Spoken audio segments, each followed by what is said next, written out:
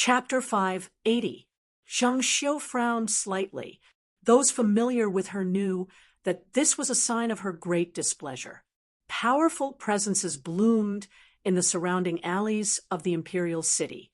Countless cultivators were gathered here, including some Realm 7 cultivators who had never shown their cultivation in Chongling before. This was the center of the Qin dynasty. No matter how high this palace attendant's cultivation was, she could not leave, but her smile contained terrifying confidence, a kind of detachment from life and death. Zheng Xiu disliked this expression even more. She did not look at the palace attendant's face and stained clothing. She looked up slightly and said in a cold voice, "At the New Year banquet in the 12th year of Yuanwu, I had a personal palace attendant called Li Wanzhu." Her voice was not loud, but it was exceptionally clear, entering the ears of many people in the alleys of the imperial city. Almost everyone felt a chill run down their spines. Most of them did not know the name of that palace attendant, but they knew which palace attendant Zheng Xiu was speaking of. That year, at the banquet of the Yuanwu Emperor's officials, a palace attendant had praised the imperial son Fu Su in front of everyone. The praise was that Fu Su's talent was very similar to that person. These words naturally implied that Fu Su was the son of Zheng Xiu and that person. Even more importantly, while that palace attendant's body had been completely crushed by Yuanwu's powerful primal energies of the universe, she had committed suicide. To say such words at the Yuanwu Emperor's banquet with her own life and mention the past was not as simple as causing people's hearts to turn cold. "That palace attendant is my disciple." The old palace attendant understood Zheng Xiu's meaning and said directly with a smile, "After that matter, the Divinity Bureau has been investigating Li Wanzhu and found many secrets about her, including the fact that her original sect was fake and the people connected to her. I always suspected that there was a powerful cultivator behind her," Zheng Xiu said coldly, "but I had not expected that person to be in the palace. I had not expected that person to be from the Chu. I had not expected that such a great grandmaster would be willing to wash dirty clothes for so many years." Zheng Xiu is indeed Zheng Xiu.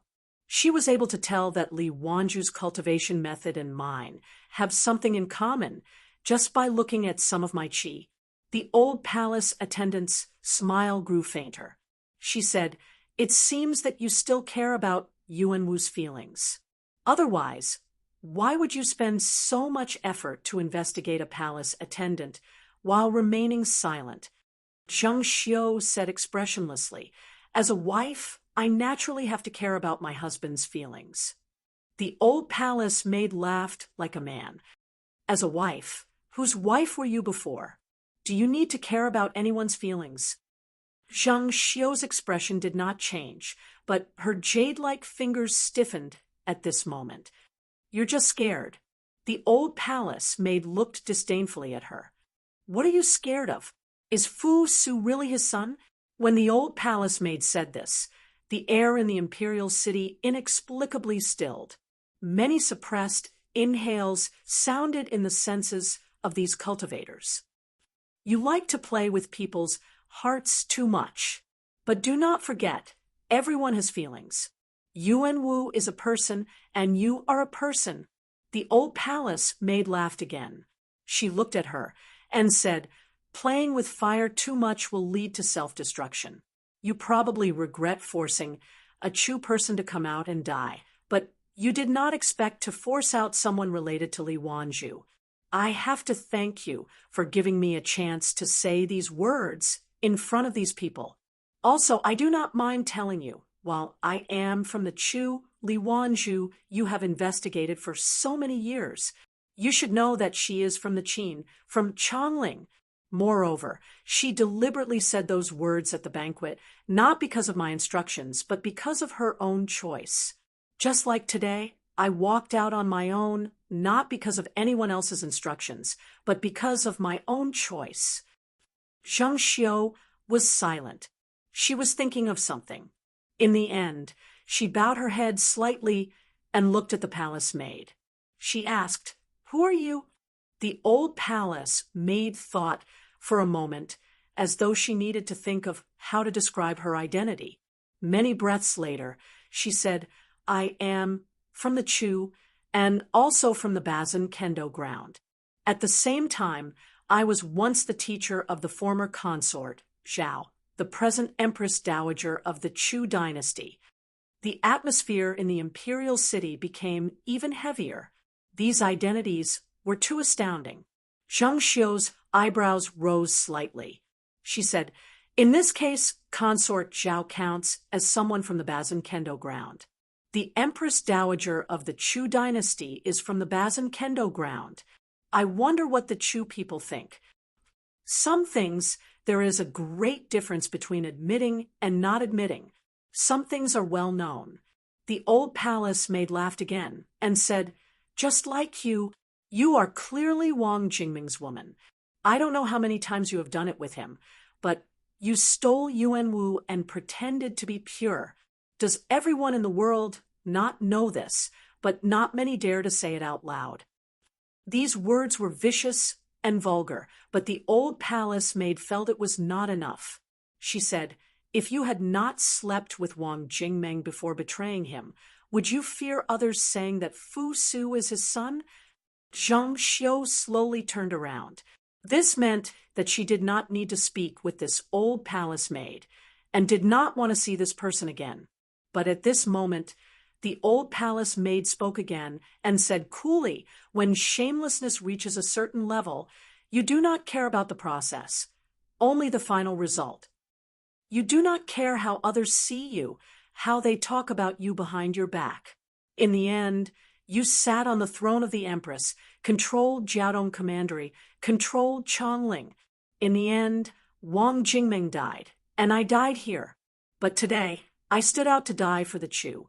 In the future, more people will stand up and die for the Chu. This is why I am willing to die here." After saying this, when the powerful cultivators in the imperial city released their killing intent, the old palace maid released her vital energy and primal energies of the universe. She did not turn them into destructive power and killing intent. She released them as far as possible into the sky as beautiful light. There was a deafening boom. Her body disappeared like the palace attendant who had disappeared at the banquet. The vibrations came from multiple waves of murderous intent attacking her at the same time. Her vital energy and primal energies of the universe had turned into rainbow light.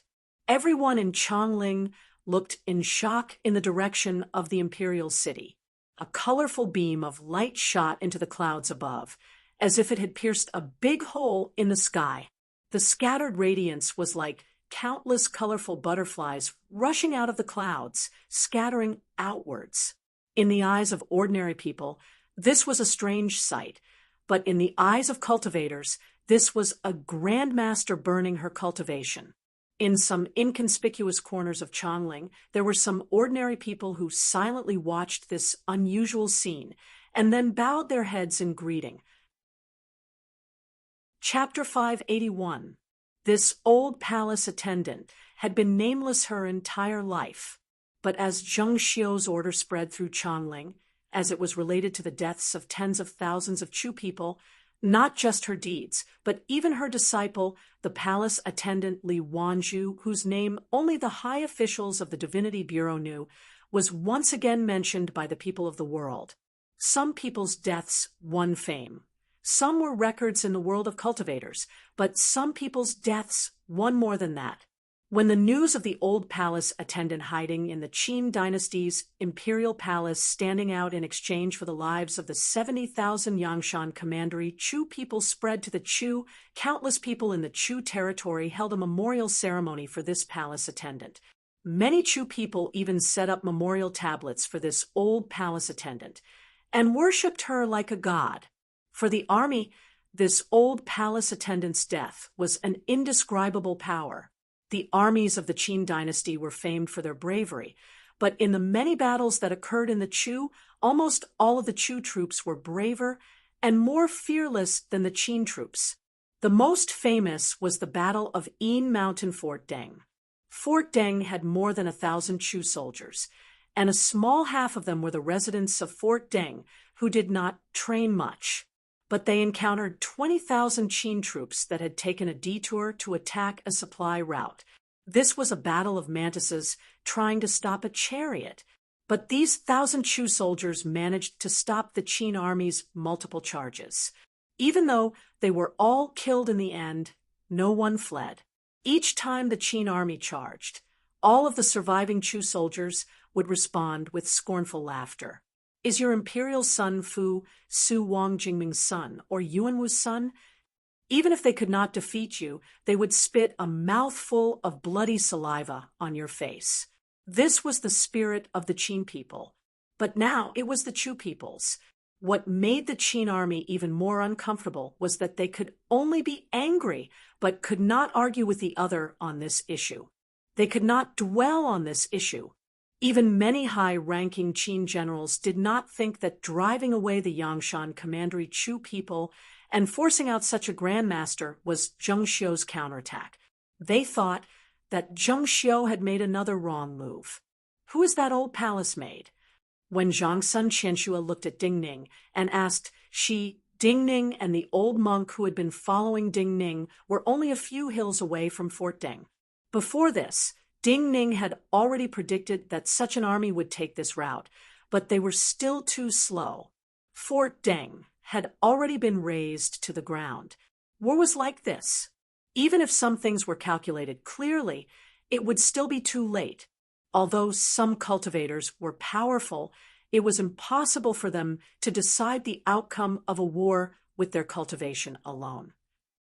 Ding Ning's expression was somewhat complicated as he said, "She is indeed Consort Zhao's master. In terms of seniority, she is my sectaunt." Ironically, she was originally placed in the imperial palace by the Bazin Kendo ground to protect Yuanwu. While she is from the Chu, she has always been learning the sword in the Bazin Kendo ground. Zhang Sun Qianxue knew this history well. When the reforms started and the Bazin Kendo ground protected Yuanwu against the other princes, many people wanted to kill Yuanwu. There are rumors that she is already dead. Ding Ning looked at Zhang Sun Qianxue and added, "Even now, it seems that the rumors back then were just an illusion created by her, and she can only hide deeper." What about Li Wanzhu? That palace maid. Zhang Sun Qianxue took a deep breath and asked. In the past, she only cared about her cultivation level and did not care about the many things that happened in the wine shop and Chongling. But when she learned of Ding Ning's true identity, she changed greatly. She remembered clearly that Ding Ning had her use some methods to slightly change Fu Su's appearance. In reality, there were very few cultivators who could do that, other than cultivation level and method. The cultivator who did it had to be familiar with Wang Jingming's appearance in the past and remember it deeply. Only then could they make Fu Su have some similarities to Wang Jingming's appearance. When Ding Ning had her do this, she only felt that Ding Ning was using his friendship with Fu Su and felt it was malicious. But when the palace maid was mentioned again, she thought of how that palace maid was willing to give up her life just to say some insinuations in court.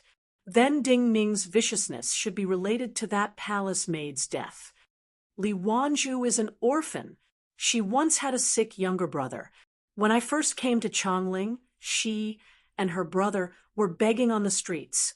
At the time, a commoner wanted to use her brother's medical fees to threaten her to be a concubine. Later, I casually killed that commoner and then gave that person's wealth to her to manage. Ding Ning was silent for a moment. Later, I did not have any interactions with her. I did not even know when she became Zheng Xiu's attendant. Naturally, it was to repay the favor. Zhang Sun Qianxue was silent for a moment. She rarely thought with her heart, but if she did, she could easily see some problems. She purposely said those words at the banquet not just to make Yuanwu more suspicious of Zheng Xiu, but also to tell the world that Zheng Xiu and Yuanwu are not so close. This is the conclusion she reached after staying in the imperial palace for many years. With her life as the guide, she cannot be wrong. You and I understand Zheng Xiu very well. Ding Ning nodded, but had an unusually serious expression. Since she can guess from Li Wanju that my sect aunt is not dead, then she does not fear what will happen next. The more Yuanwu cares, the crazier she acts. This means that she has started to counterattack. After a pause, he looked at Zhang Sun Qianxue, who was frowning deeply, and said softly, "She will not let go of the 70,000 Chu people in Yangshan Commandery. The Chu dynasty will not ignore those Chu people. She wants to force the Chu dynasty to quickly decide the battle in Yangshan Commandery." So the battle in Yangshan Commandery is most likely the key to victory? Zhang Sun Qianxue easily understood Ding Ning's meaning and said, "Then we need to go to Yangshan Commandery as soon as possible." "We do not need to go. The 9-death silkworm is in the Yin Mountain area and will distract more powerful cultivators." Ding Ning shook his head, "But we cannot let her know our exact whereabouts.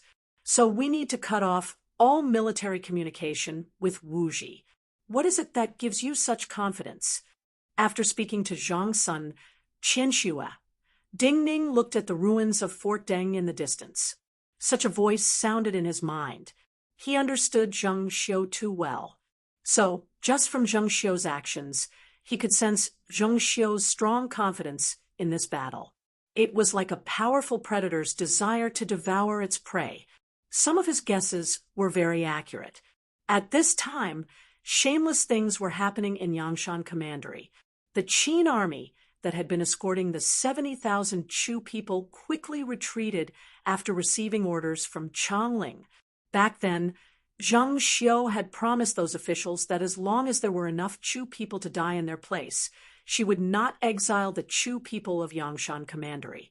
Now, the Qin army was quickly retreating, leaving these 70,000 Chu people without food and medicine in the desolate plains. Because the flames of war had already swept through, many areas of Yangshan Commandery were deserted. This group of 70,000 Chu refugees had been driven through Yangshan Commandery for many days. Now, they only had two choices. They could walk for many more days to return to their homes, or move towards Chu lands. However, based on the current situation of this team, it was impossible for them to do so with their own strength, unless there were Chu troops with enough food to receive them. Chapter 582. Most of the Qin soldiers escorting the Chu people of Yangshan Commandery were from Fang Ho province. Most of these soldiers had been stationed along the Wu Mountain and were familiar with the situation around Yangshan Commandery. From every angle, even in the intelligence reports of the Qin dynasty's warden's office, the commander of Yangshan Commandery was Fang Qilin. But the true commander of the 600,000 Qin soldiers around Yangshan Commandery and the Wu Mountain was Wei Wujiu. Wei Wujiu's subordinates were all fighting around the Yin Mountain. Even in the intelligence reports to Fu Su and some of the high-ranking officials of the warden's office, he was fighting around Yuqian Pass. But in reality, the Wei Wujiu, there was just a substitute. The Wei Wujiu, who was fighting around Yuqian Pass, was wearing his 1,000 mountain cold snow armor. His figure looked abnormally tall and straight, carrying a suffocating pressure. However, the Wei Wujiu in Yangshan Commandery was only wearing the thin cotton robe of an ordinary advisor. He looked like a mediocre old advisor, his eyes dim. He was no different from those who were no longer valued by the generals and could only help with some military affairs in the advisor group. However, when this old man mentioned some crucial information or orders, his dim eyes would suddenly reveal a cold-blooded glint which would make people shudder.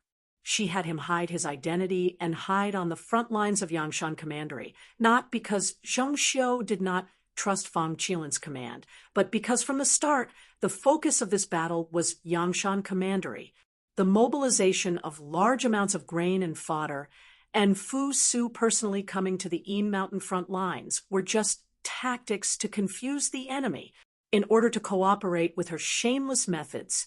Yangshan Commandery needed an iron-blooded and ruthless commander like her. Wei Wujiu might not be as good as Sima Qiu in terms of cultivation and strategy, but he was one of those extremely cold-blooded generals. He could carry out military orders without emotion. As long as he could ensure victory, he would not hesitate to sacrifice the lives of a few Chu people or even tens of thousands of Qin people. The Qin army that had escorted the 70,000 Chu people quickly retreated. After abandoning the Chu people in the desolate plains, they did not go far. They were like hungry wolves that kept an eye on the weak and tired wolves. The 400,000 Qin army had already silently advanced. Like a giant beast opening its mouth, they were ready to swallow up the Chu army. When they were chased away by the Qin army, they had a clear destination. But when the Qin army suddenly retreated and was abandoned on the plains, these 70,000 Chu people lost their sense of direction. They started to panic, and then despair began to spread. Cries of pain could be heard everywhere. Some people were preparing to leave. At this time, most of the people who were preparing to leave were in their prime. Some were cultivators. They all had different goals. Some missed their families and were preparing to return to their homes in Yangshan Commandery. Some felt that they could no longer stay in Yangshan Commandery and were preparing to head for the Chu border.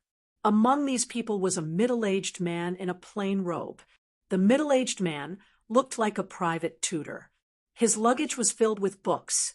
When he finally made up his mind to leave, a woman suddenly walked up to him and asked softly, "You want to leave these people?"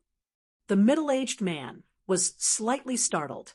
At this time, the surrounding crowd was already very chaotic. Those who could sense his intentions at the first moment must have been observing him. He could not help but carefully examine the woman who appeared in front of him. This was a very young woman. Her face appeared haggard, and her skin was slightly yellow.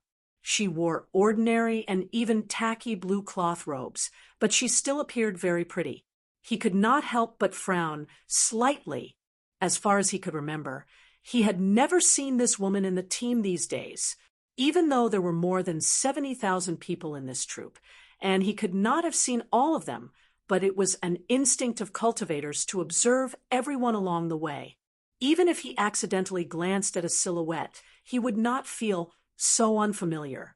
Even more importantly, this young woman was clearly observing him, but he had not sensed when this woman had come or when she had come to him from the crowd.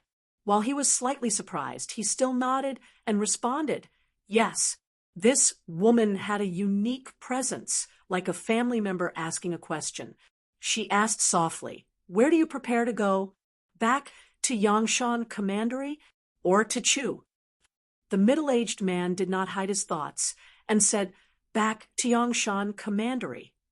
The woman said, "Is there someone you cannot let go of?" The middle-aged man hesitated slightly and said, "There is a woman I am close to. When she left, she said she would wait for me to return. I will go back and see if she is willing to return with me to Chu." This is a very large troop. The woman's tone became even stranger as she said, "Even if the number of Qin soldiers escorting these 70,000 soldiers were doubled, it would still be impossible for them to keep a strict watch on every single one of them during the long journey. Usually when they set up camp, travel through some forests, and when there is chaos with your cultivation, it is too easy to find a chance to leave. In reality, many cultivators found a chance to leave at the start. But you did not leave before, so why are you leaving now?" The middle-aged man was silent for a long time before he said softly, "Because it is useless." The woman looked at him. "What do you mean useless?" The middle-aged man raised his head and looked around.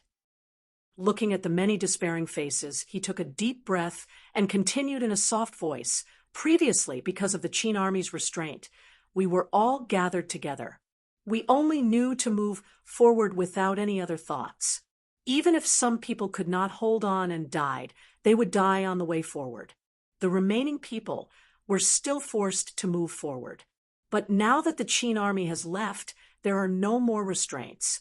These people will have all sorts of thoughts. The 70,000 people will scatter and split up. 70,000 people is not a small number. If these 70,000 people stay together, it will be easier for the Chu to rescue them. But if these people scatter, it is not just a matter of rescuing them. Even more importantly, they give people a different feeling. Even if I am a general, I will not be able to resist fighting for the lives of 70,000 people. But there are thousands of people here, thousands of people there. How can I fight?" Even the upright officials in the Chu capital think the same. This is a matter of quantity. The lives of 70,000 people is a major matter, but the lives of a few thousand scattered people cannot be gambled on the victory or defeat of some large armies. The woman's expression did not change much when she heard his words. Instead, she shook her head impatiently and said, "There is no need to make such a simple matter so complicated. Simply speaking, if these 70,000 people are separated, they will no longer give off the feeling of 70,000 people.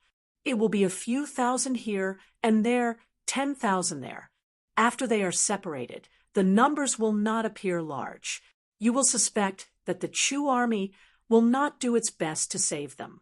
The result of this is that these people who are close to their limits will not be received no matter which direction they go. Most of them will die along the way. In the long run, if the army of our dynasty does not save them, and these people die, the Qin will make an issue out of their deaths. Even if it is their shameless methods, in the end, it will involve the morality and humanity of our dynasty."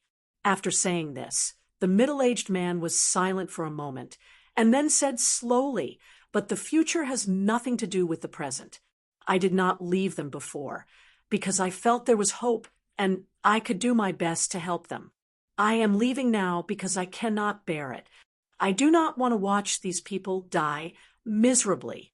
This is just a matter of my state of mind. It may not matter if others leave, but if you leave, these 70,000 people will scatter even faster. Because you are Ji Baixing, you are a very famous bookseller in Ear City of Yangshan Commandery. Many people here know you. The most important thing is that you have used your Jinshi to save many dying people, especially many young children, during these days when you were in this team. So you may not have noticed, but in reality, your actions can affect most people here." The woman didn't argue with him. Instead, she used a tone that left no room for doubt and even carried a hint of arrogance as she ordered, "You're quite knowledgeable. You should know that since ancient times, humans have always lived in groups. Even if we're all in a predicament, when more people gather together, there will always be a way. Even if we're just enduring, we'll be able to last a little longer. So what you need to do now is to make sure these 70,000 people do not scatter." The middle-aged man was filled with helplessness and sadness. He was powerless to speak. If he could do it, would he need this woman to tell him this? If there is a clean water source, it can at least make people feel safe. There is a small lake 2 hours away from here. You can tell them that they have to get there before sunset. There is water, and they can try to catch fish. The woman did not care what he thought and continued to order. The man called Ji Xingbai was stunned and then grimaced. He said, "How many fish can they catch?" "The fish they catch are far from enough, and it will cause chaos. A drowning person will try to catch a straw. A person walking in the desert who is about to die. If you give him the hope of a water source, he can hold on for one more day. At this time, you only need an excuse to calm these people." The woman looked coldly at him and said, "Tell them, if they reach there, The Chu army will send some food and medicine at night. Ji Xingbai's face paled slightly, and his voice trembled. He said, "If their hope is destroyed, it will be even more unmanageable. If they find that there is no food and medicine delivered at night, these people will completely collapse. At that time, no one will be able to deal with this situation." "Some food and medicine will be delivered at night," the woman said coldly and decisively. "It will be delivered. This is not an excuse." Ji Xingbai looked at her. He did not understand why her tone was so strong and confident. The woman did not explain anything. She only reached out and gently brushed his shoulder, as if she was just brushing away a stain. However, he instantly felt that this hand was incomparably heavy and tougher than any essence metal in the world. This was an extremely strange feeling, and at the same time, it made him instantly understand her identity. His breathing immediately stopped. After many breaths, he lowered his voice to the limit. In a voice that only he and the woman could hear, he said in a trembling voice, "Why are you here?"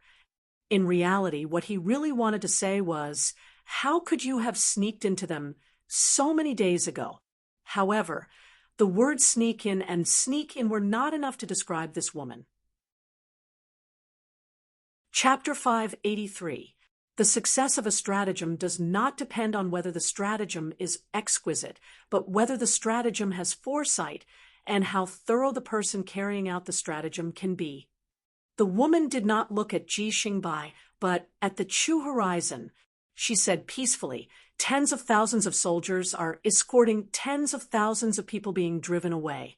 As a cultivator, it is easy to find a chance to leave, and it is also easy to find a chance to enter these people. Even more importantly, no one would think that I would be among these people." Ji Xingbai took a deep breath. His heart beat violently, and a sickly flush appeared on his pale face. Indeed, no one would think that she would enter these people who were being driven away. The present emperor of Chu was Li Lingjun, but everyone knew that the strongest ruler of the Chu dynasty was the Empress Dowager, who had once been called Demon Consort Zhao. Now, this legendary ruler of the Chu dynasty was in front of him. This was definitely an extremely dangerous move. From a certain point of view, if she was killed, the result of this war was decided. Without her existence, the Chu dynasty would quickly fall apart and collapse in its own chaos. The cultivators of Chongling would pay attention to the movements of any powerful cultivator in the Chu dynasty's military, but most likely no one could truly understand her, and no one would know of her movements. The fact that she was here was an impossible miracle. The woman, the former consort Zhao, the present Empress Dowager of Chu, looked at the horizon and sat down like the lonely and helpless women in this troop. Even her posture and expression were similar. She sat on the ground, her arms wrapped around her knees, her chin on her knees. Sometimes her loneliness and sorrow were not faked. Even in the imperial palace of the Chu dynasty, she was very lonely. Every day, for the position she sat in, many bloody things would happen. Some people who hated her were dying, and some people loyal to her were dying. When the Qin army retreated, she learned of the death of her master in Chongling. She had thought that her master had died in the bloody storm years before Yuan Wu ascended the throne. Now, she knew that her master had been hiding in the imperial palace of Chongling all these years. But now, her master was dead. Therefore, she was really sad now. Her master had died for the Chu people of Yangshan Commandery. So saving the lives of these 70,000 Chu people was equivalent to her master's last wish. It was as if it was the will of the heavens. "If you want to fight me here, then I'll fight you here." She looked at the setting sun on the horizon and thought to the mistress of the Chongling imperial palace who might feel sorrow for someone. Dusk was approaching. Light would bring warmth to people. Darkness would make people panic and lose themselves. if they could not calm the emotions of these 70,000 Chu people. When night came, despair would spread. Fortunately, her observations over the past few days were correct. The vital essence of Ji Xingbai's cultivation method had the ability to temporarily free people from the torment of hunger and illness. Even though Ji Xingbai was just a Realm 6 cultivator, a cultivator like him, who was the pillar of support for many people in the troop, coming out was more effective than the encouragement of any other Realm 7 cultivator. When the last rays of the setting sun disappeared, he successfully led the group to the small lake that she had mentioned. Water splashed everywhere. Using the light of the fire, some strong men started to try to catch fish under the guidance of some experienced fishermen. This was a shallow lake, and most of the water only reached a person's chest. When the dry season came, it would probably dry up and become a grassland. The exhausted Ji Xingbai walked to the riverbank next to her and sat down silently.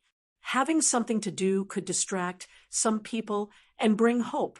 But after dawn tomorrow, whether these 70,000 people would listen to his suggestion would depend on whether the Chu army could deliver food and medicine tonight.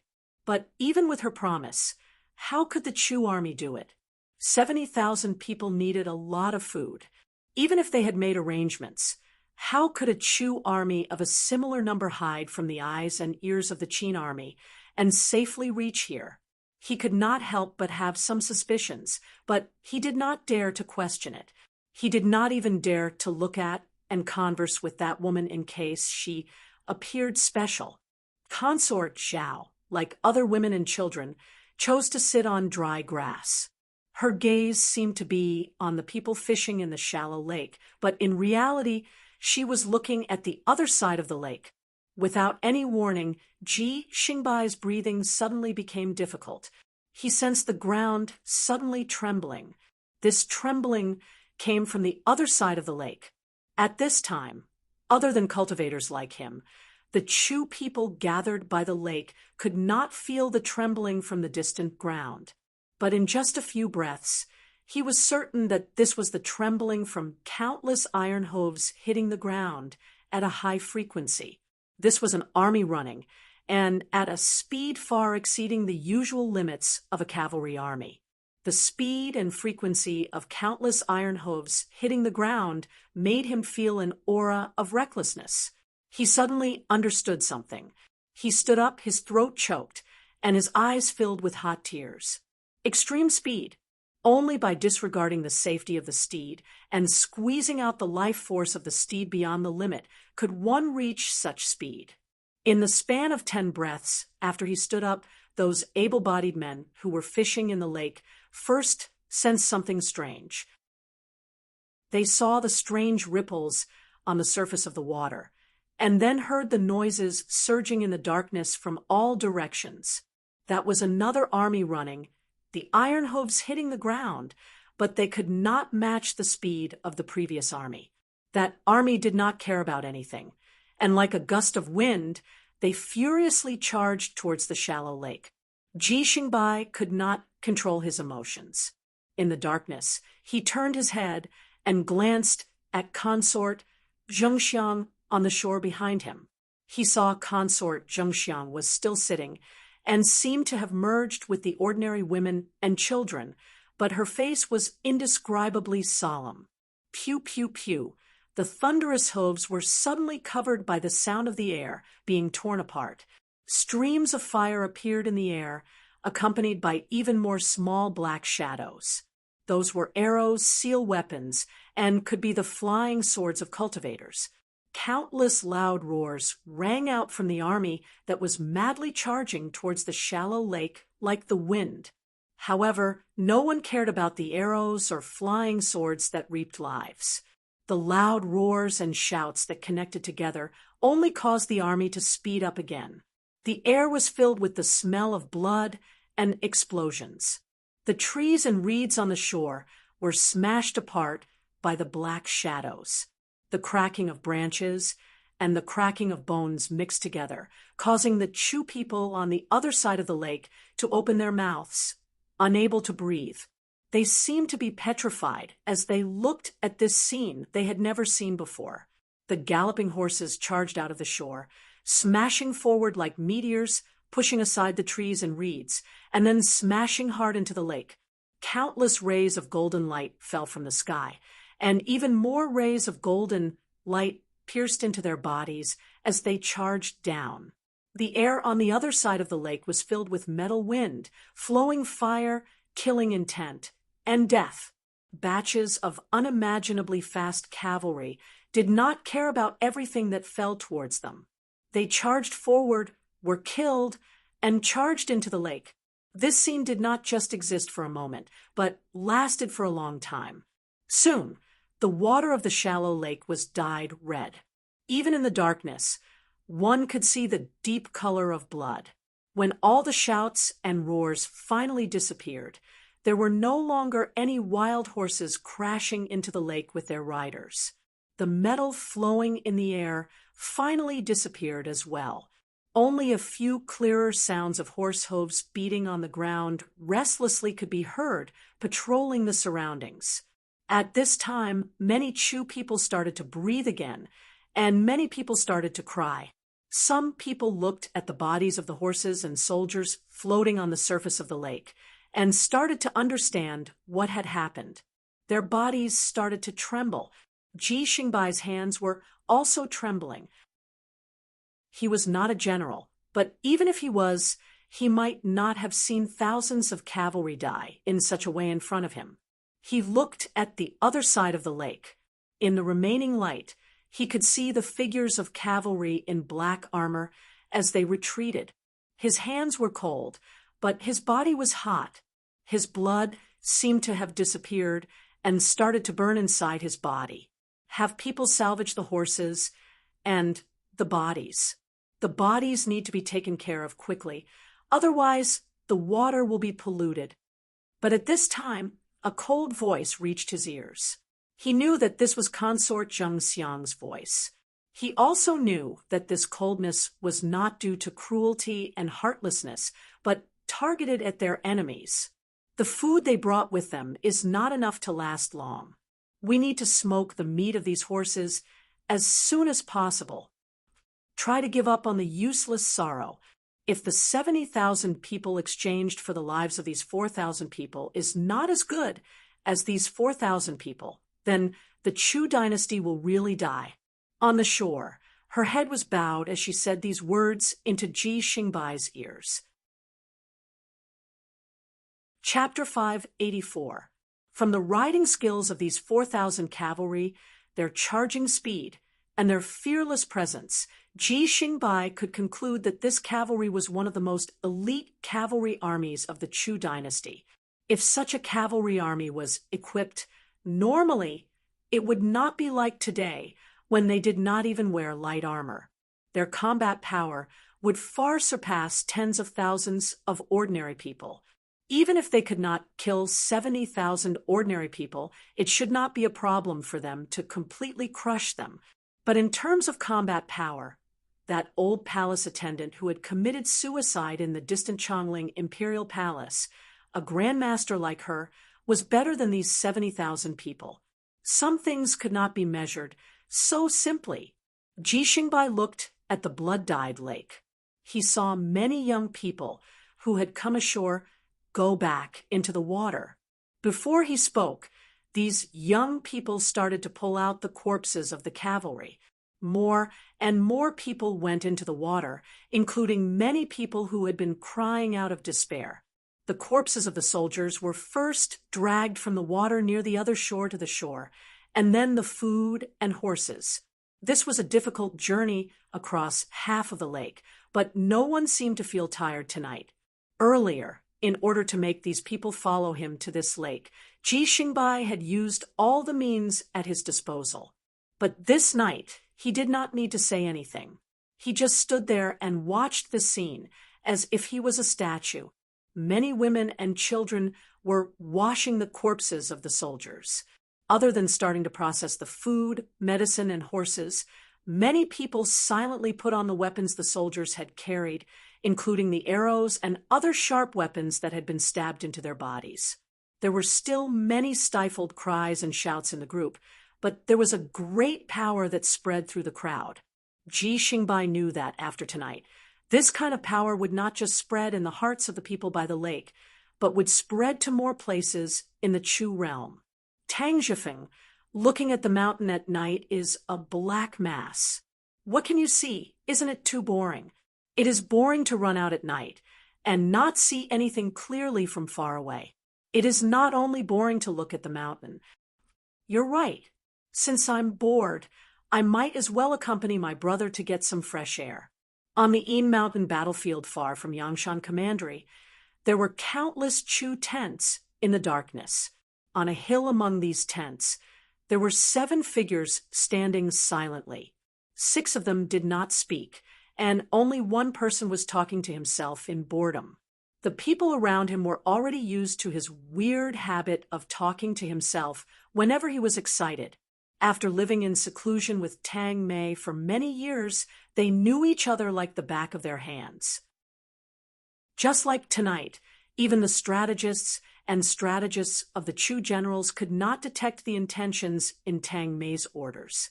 Yet, the people standing around Tang Mei could understand what Tang Mei was going to do from the minute changes in his expression without needing to analyze the orders. Is it too risky? The cold Zhao sword furnace cultivator, Zhao Su, did not pay attention to Tang Zhifeng's words and turned to look at Tang Mei. When he asked this question, the aura around his body suddenly became a little hotter, and his skin even turned red. This meant that his emotions were different from usual. His emotions were turbulent under his calm expression. Everyone thinks that my style of leading the army is too conservative. Not just the enemy, but even our own people think so. Tang Mei smiled. He was very relaxed. Once the important decision was made, the burden in his heart was lifted. He smiled as he looked at the fire in the Qin camp that could be seen even in the darkness. He said, "But for marching and fighting, doing the opposite and making the other misjudge will bring about a chance of victory. You moved so many troops and fought so many battles. I felt that you would continue to be conservative like this. So you purposely fought like this for Sima Qiu to see." This time, Tang Zhifeng did not speak to himself and looked at Tang Mei. Tang Mei smiled faintly and said, "Even the people of the Bazin Kendo ground judge that I will fight slowly. If even they judge this, then Sima Qiu and Wei Wuzhou will judge this as well. No one will know that I will start the final battle immediately. In reality, we do not have much choice. While our grain transport has not had a problem, only the Empress Dowager, and I know that some of the unopened granaries were empty during the previous emperor's time. But even if we can win, the key to victory is Yangshan Commandery. There's a fatal flaw in your plan." A deep voice sounded. The speaker was the most silent of the people around Tang Mei. Usually in Tang Mei's seclusion place, what he did was not beautiful. He just plowed and loosened the soil every day. But he was Jin Lufeng, one of the best strategists in the Chu military. Even if we win, even if we eat 300,000 Qin soldiers, the key is whether Yangshan Commandery can stop the Qin's counterattack. He looked down at the soil under his feet and said, emphasizing each word, "If we start the final battle, they will quickly wake up and find that you have gathered most of your forces here." On the other hand, the Qin army in Yangshan Prefecture was ready to launch a sneak attack. From Yangshan Commandery to Chu, they have lost dozens of cities and commanderies along the way. This battle cannot be fought. You are right. If I start the final battle in the Yin Mountain area, the Qin army in Yangshan Commandery will attack on all fronts. But Yangshan Commandery will definitely block the Qin army's counterattack. Tang Mei said slowly. He did not explain the reason. His words were domineering and slightly rude. Since Jin Lufeng said there was a flaw, then the difference in strength definitely existed. But those familiar with Tang May heard something unusual from his words. On the same night, deep in the Chu palace, Li Lingjun could not sleep. As a cultivator, he sweated every night. Because he was too nervous, his sweat often soaked his bedding. Because he hadn't slept well for a long time, his eye sockets were sunken deeper, even a little dark, and his face was abnormally pale. He knew that consort Zhao was no longer in the palace. The real consort, Zhao, had not been close to him for many days.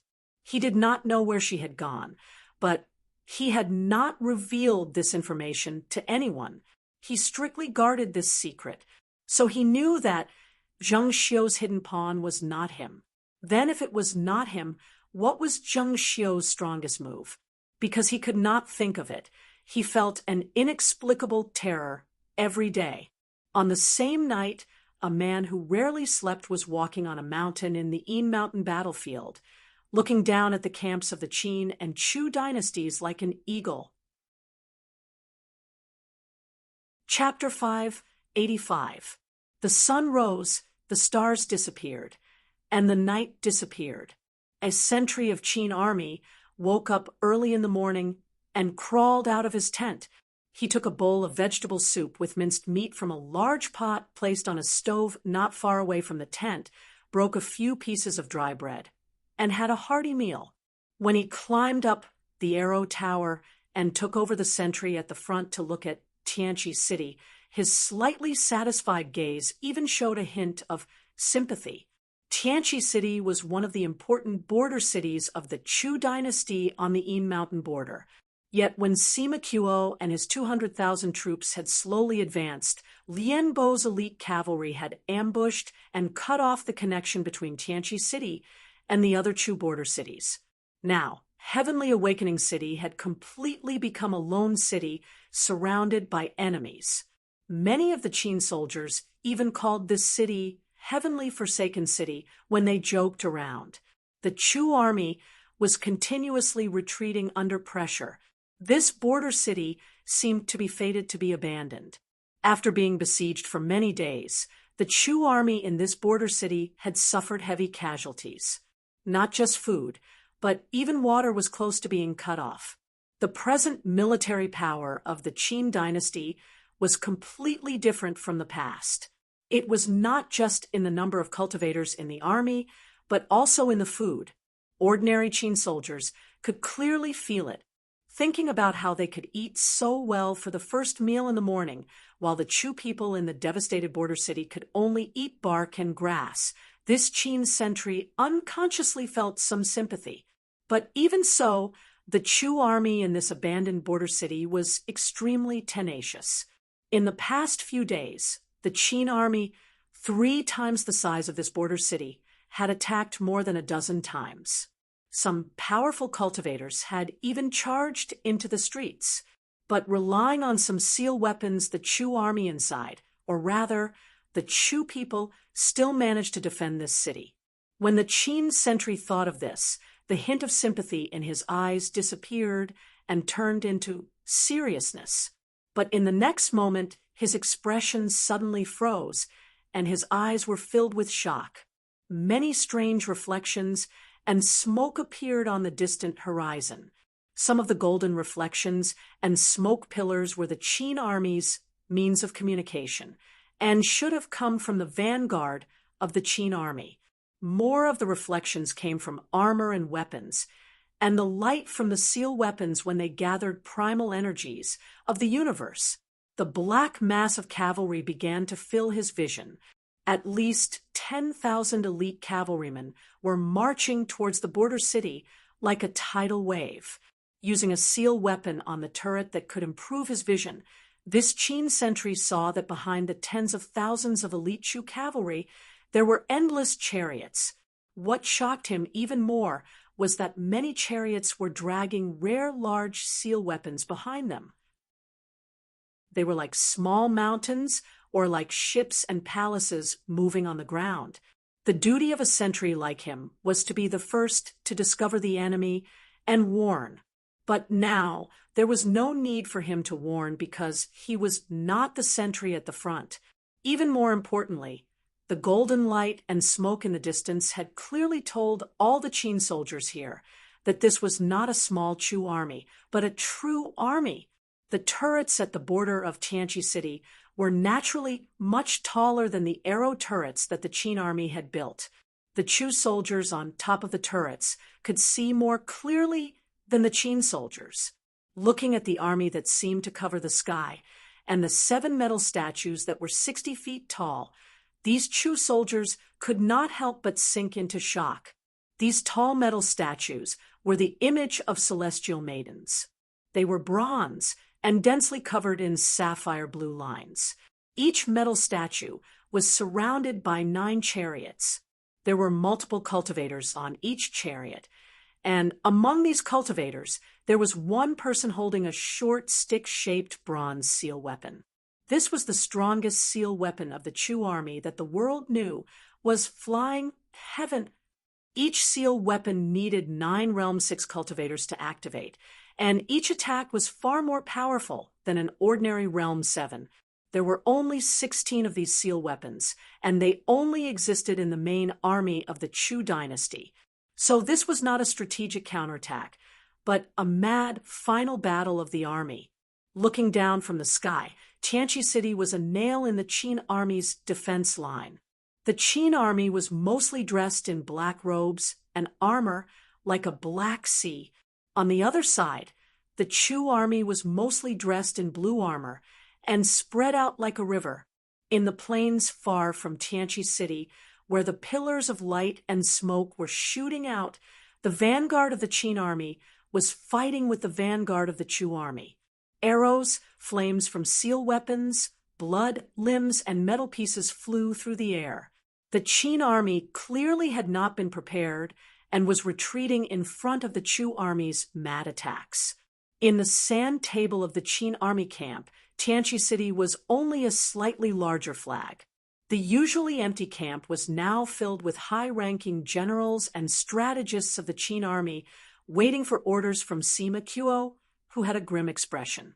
Sima Qiu's gaze swept across many places, and he picked up many flags. In the end, his gaze stopped on Tianqi City. Before nightfall, I want our camp to move into the city. Then he, who had been silent for a long time, gave the order. A Qin general's breathing suddenly stopped.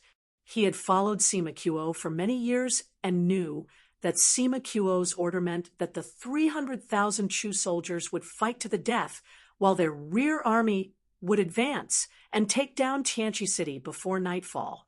Why? While he could not disobey Sima Qiu's orders, he could not help but ask. The Chu army does not have enough food. If they charge like madmen, their food and seal weapons will not be able to keep up. Sima Qiu raised his head and looked coldly at him. He said, "But we did not expect Tang Mei to dare to do this. As long as the Chu army was unstoppable and won battles along the way, our food and seal weapons would become their supplies. From the present situation, we are on the verge of losing. Only by stopping the advance of the Chu army will the other armies be able to move in time. Otherwise, the main army will be defeated by their superior military power. Tianqi City is the best place to defend in the surrounding 100 miles. You should know what this Tianqi City is relying on to stop our army. If we can take down Tianqi City before nightfall, we can set up defenses in Tianqi City and stop the advance of the Chu army. Those armies along the way will naturally be destroyed by the Chu army. But compared to the only chance of victory, this sacrifice is worth it." Sima Qiu would only speak more when he was teaching Fu Su alone. Usually, when he was arranging battles and facing his subordinates, he rarely spoke. His abnormality caused all the Qin generals in the tent to understand that even Sima Qiu was extremely nervous. "I will go." A cultivator with shoulder-length hair, who looked like a strategist, spoke from a corner of the tent. He was also wearing a black robe, but the collar was very high and the shadow covered his face. When he spoke, dark and cold energies suddenly surged from many dark corners of the tent. many black flowers appeared out of nowhere. Some of the Realm 7 cultivators in the tent who did not recognize him unconsciously narrowed their eyes. Sima Qiu did not look at him. He nodded and said, "Thank you, Mr."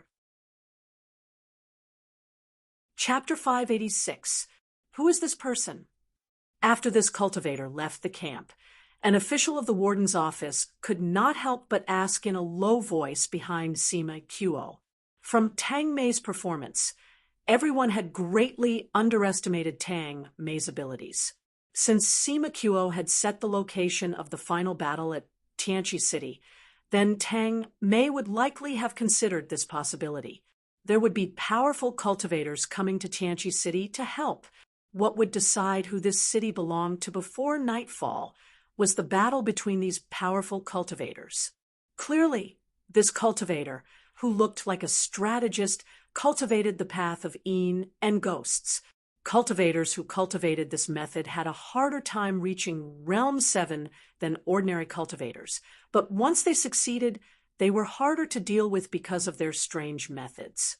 At the Deer Mountain Conference, that mountain sect, Yanning, who had posed the greatest threat to Yuanwu, was the best example. But from a certain point of view, the path of Yin and ghosts was an external path.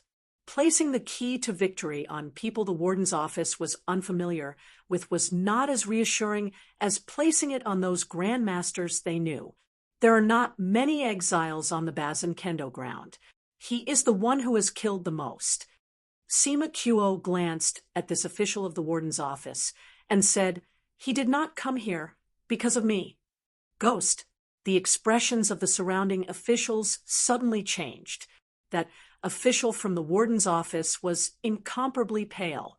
He could only say one word, but because he remembered who this person was, he was so shocked that he could not say a second word.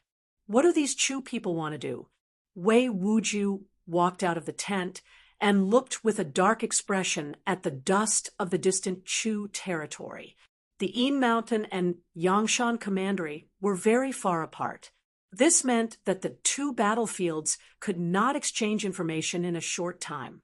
When the majority of the Chu army in the Yin Mountain region was furiously advancing in the night and starting the final battle, the Yangshan Commandery had not received the corresponding military report. Yet if someone could see the entire situation, they would find that if the Chu army on the border of Yangshan Commandery did not change, then the final battle between the Qin and Chu armies in Yangshan Commandery would start earlier than in the Yin Mountain region. In fact, most of the Qin army in Yangshan Commandery was not far from the exiled Chu people. It was a vanguard from the left wing of the Qin army that killed the elite cavalry of the Chu army that night. After that, the main Chu army on the border had slowly advanced towards the small lake where the Chu people were. They seemed to be planning to retreat at any time and lead the Qin army deeper into the Chu lands. But a day or two ago, the Chu army had officially crossed the border and entered Yangshan Commandery, advancing multiple times faster than usual. When the sun rose this morning, Wei Wujiu had already issued the order for the entire army to advance at full speed to meet the enemy. If the Chu army did not retreat, the final battle of Yangshan Commandery would erupt by noon at the latest. The Qin army had been waiting in formation for many days. Even if they were to push forward to meet the enemy, it was like they were opening their huge mouths. Naturally, with the advantage in numbers, they would be able to swallow the enemy whole. So no matter how experienced Wei Wujiu was, he could not understand why the Chu army was doing this.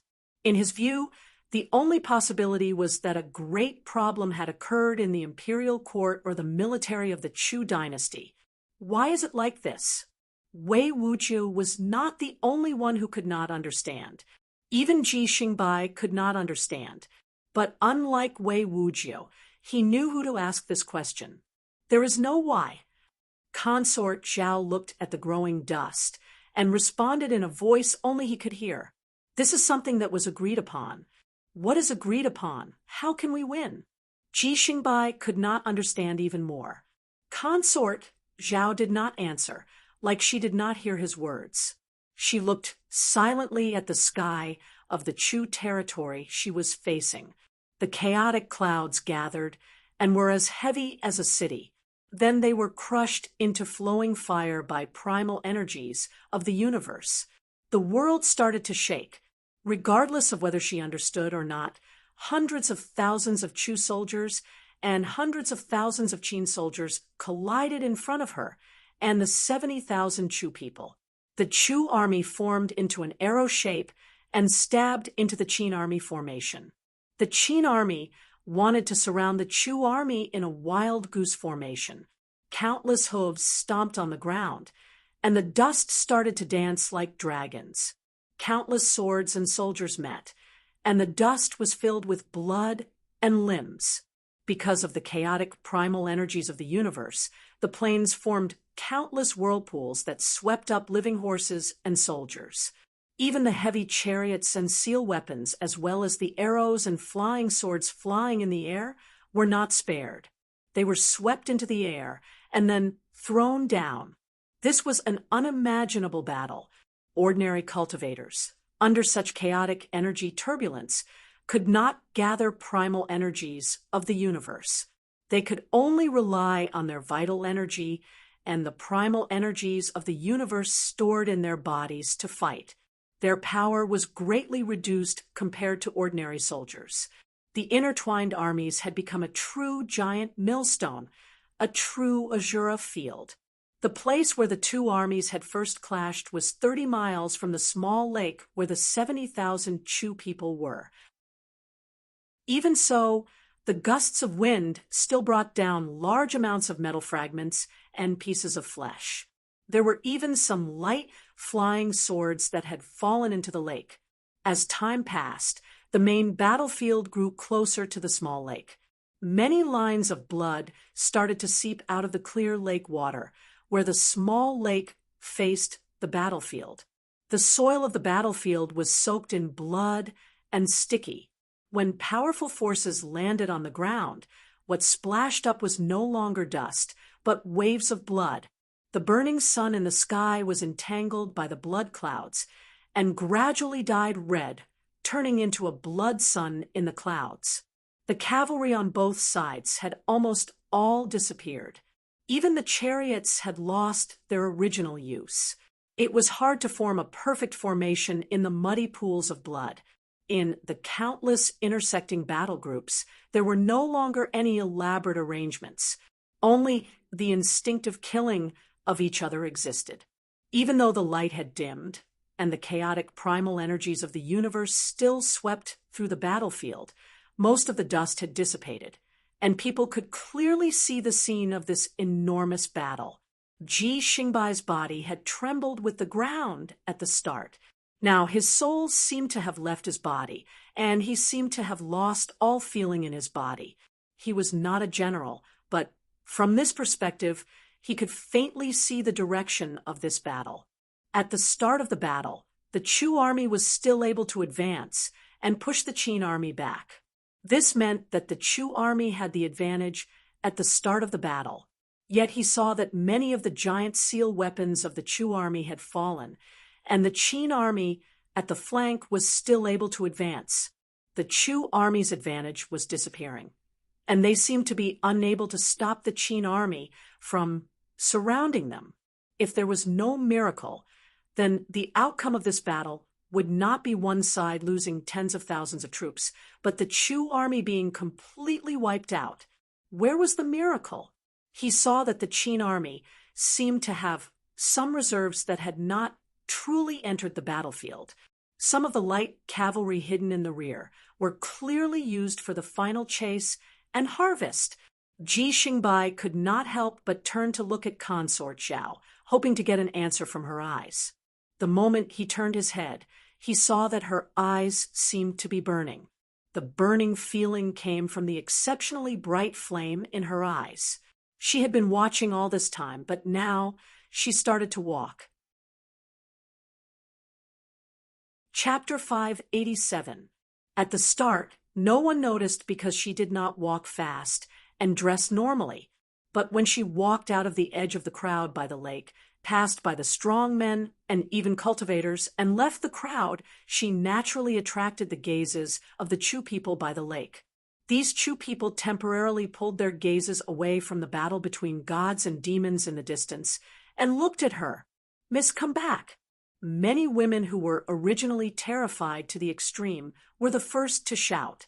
However, this did not stop her from moving forward. She left the crowd by the lake and slowly walked forward with steady steps. Her figure grew lonelier. Under the bloody sunlight, her shadow grew longer, but gave off a heart-palpitating power.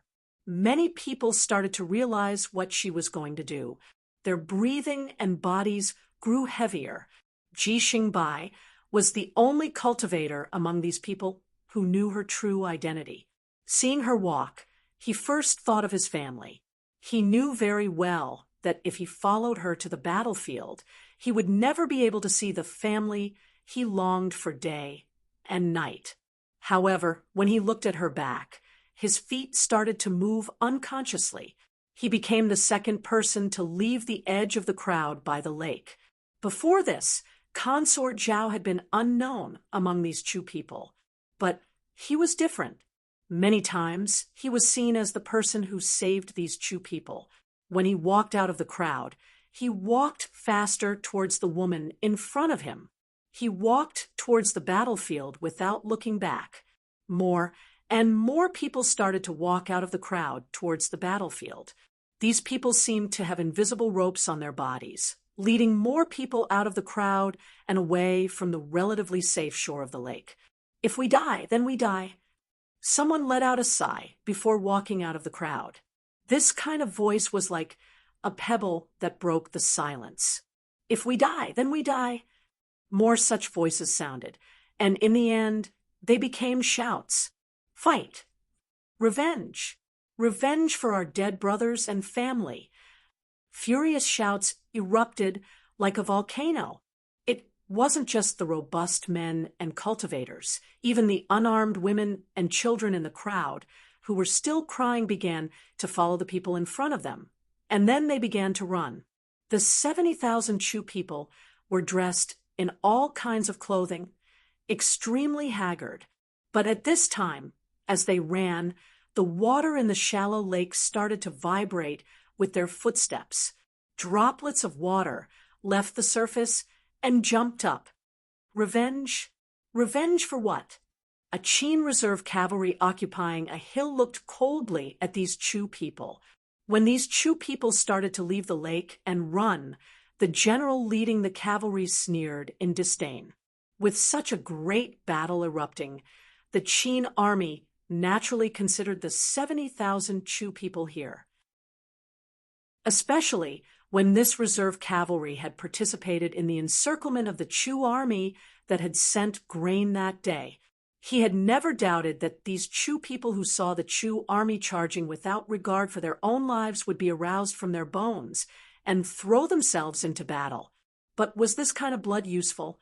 Of these 70,000 Chu people, only 1/5 were young. Most of them had not trained to kill, even if there were a few cultivators. In his view, these people were not as strong as the thousands of elite Chu cavalry who were going to die. The 70,000 people moving like a tide was enough, but how long could their courage last? When their courage dissipated, even the most people were just sheep running on the grasslands. Kill her. This general's dark and cold gaze landed on the woman at the front. The first person to walk out would naturally be the first to pay the price of death. As his cold voice sounded, his left hand waved downwards, and the dozens of green seal weapons behind him gave off strange screeches. Like many poisonous snakes, slithering through the seal scripts, the primal energies of the universe coming out of the seal weapon turned into dark green flames, and then attached to the bolts that were fired by the seal weapon. The bolts shot into the sky, and then fell down. A green rain of fire fell from the sky, covering the figure of the woman walking at the front. The muddy soil was scorched until it suddenly cracked. Then it was burned red by the terrifying heat and turned into magma. The heat and the flames that emerged from the ground formed a real hell. Sticky bubbles emerged from the magma and burst forth with explosive sounds. The Chu people, who were moving like a tide, suddenly stopped, looking at the sea of fire in front of them. Many people's minds were blank. The Qin general who had given the order narrowed his eyes slightly, and a smug smile appeared on his face. However, in the next moment, his face suddenly froze. On the molten ground, among the burning flames, a figure was still steadily moving forward. When the heat quickly rose, almost all the Chu people immediately saw the figure of the woman. As if she was not affected at all, the woman walked through the magma and fire. Even her clothes were not affected at all. Many Chu people gaped, but did not understand their own emotions and could not make a sound. She was facing the cavalry army on the hill. The pupils of the leading Qin general and all the soldiers shrank. Unconsciously, a biting coldness surged out from the depths of their bodies. At this time, other than her steady advance, she made a new move. She slowly and patiently opened a bag she carried with her. There was a piece of clothing in the bag, and then she put on this clothing. This clothing was rich in color. Under the dim world, covered by the bloody mist, it still flashed with dazzling and bright light, causing everyone who saw it to feel slightly dizzy.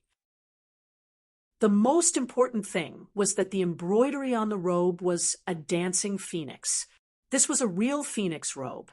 Tied at the waist, the phoenix clothing was dazzling. At this moment, it was as if the most breathtaking beauty in the world had gathered on this woman's body along with the color of the clothes. This was the empress clothing of the Chu dynasty.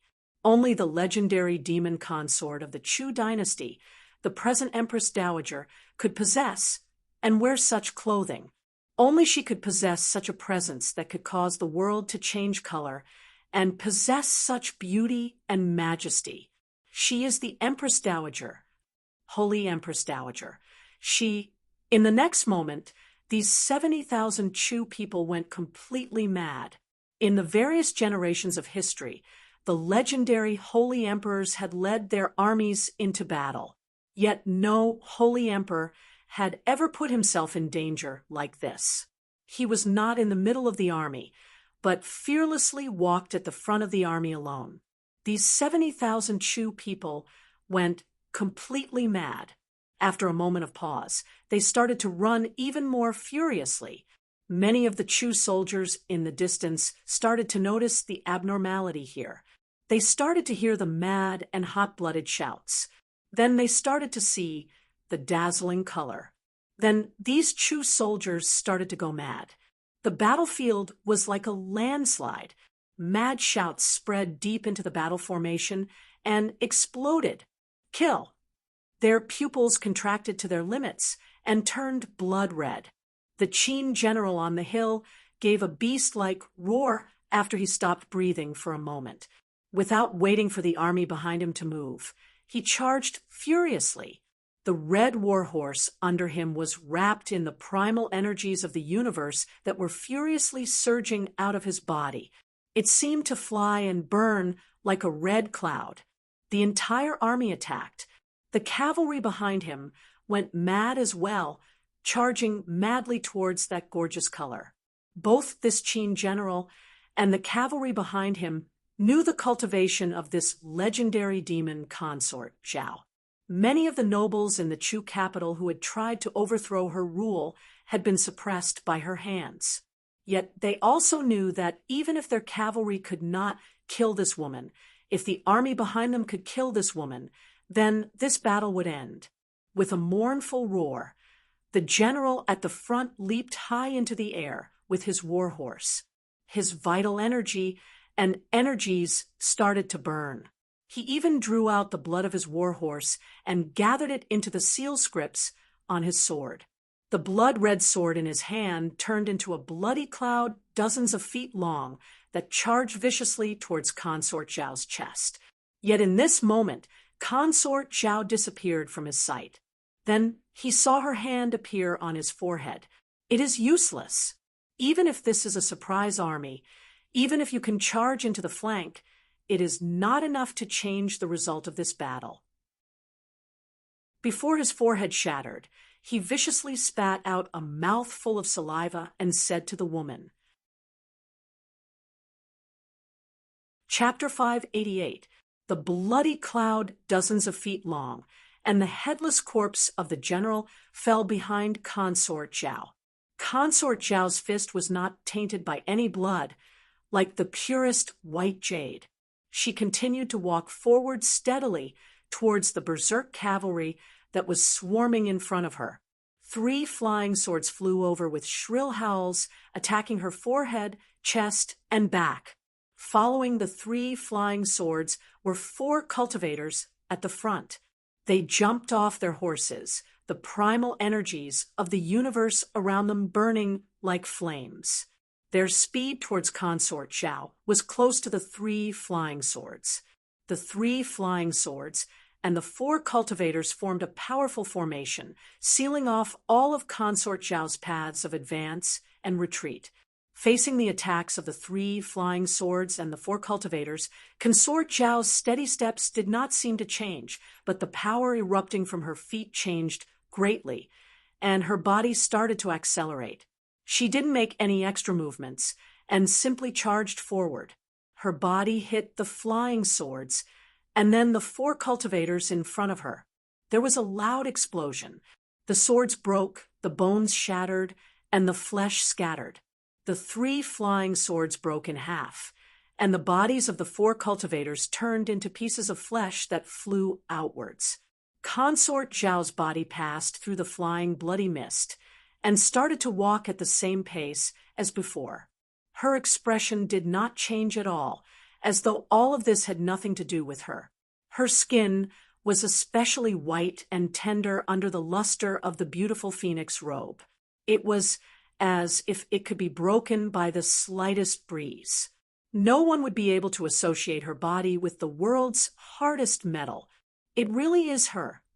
But this scene dispelled many of the cultivators on the battlefield who had been suspicious, because all the knowledgeable cultivators in the world knew that Consort Zhao cultivated the celestial gold body. This method had once been thought of as a stupid and useless method that could only be beaten, but she had cultivated it to the extreme. Her body was the most terrifying weapon. What she cultivated was her physical body.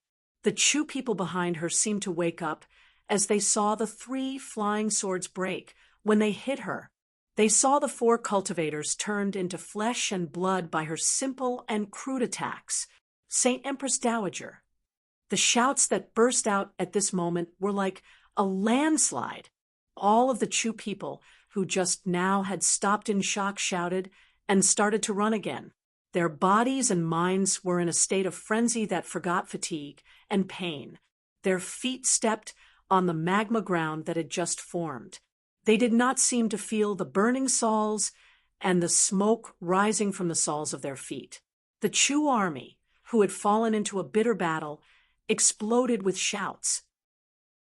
At this moment, the hundreds of thousands of Chu soldiers and the 70,000 Chu refugees seemed to have become one. Consort Zhao Xiang ran over the cavalry that was surging forward.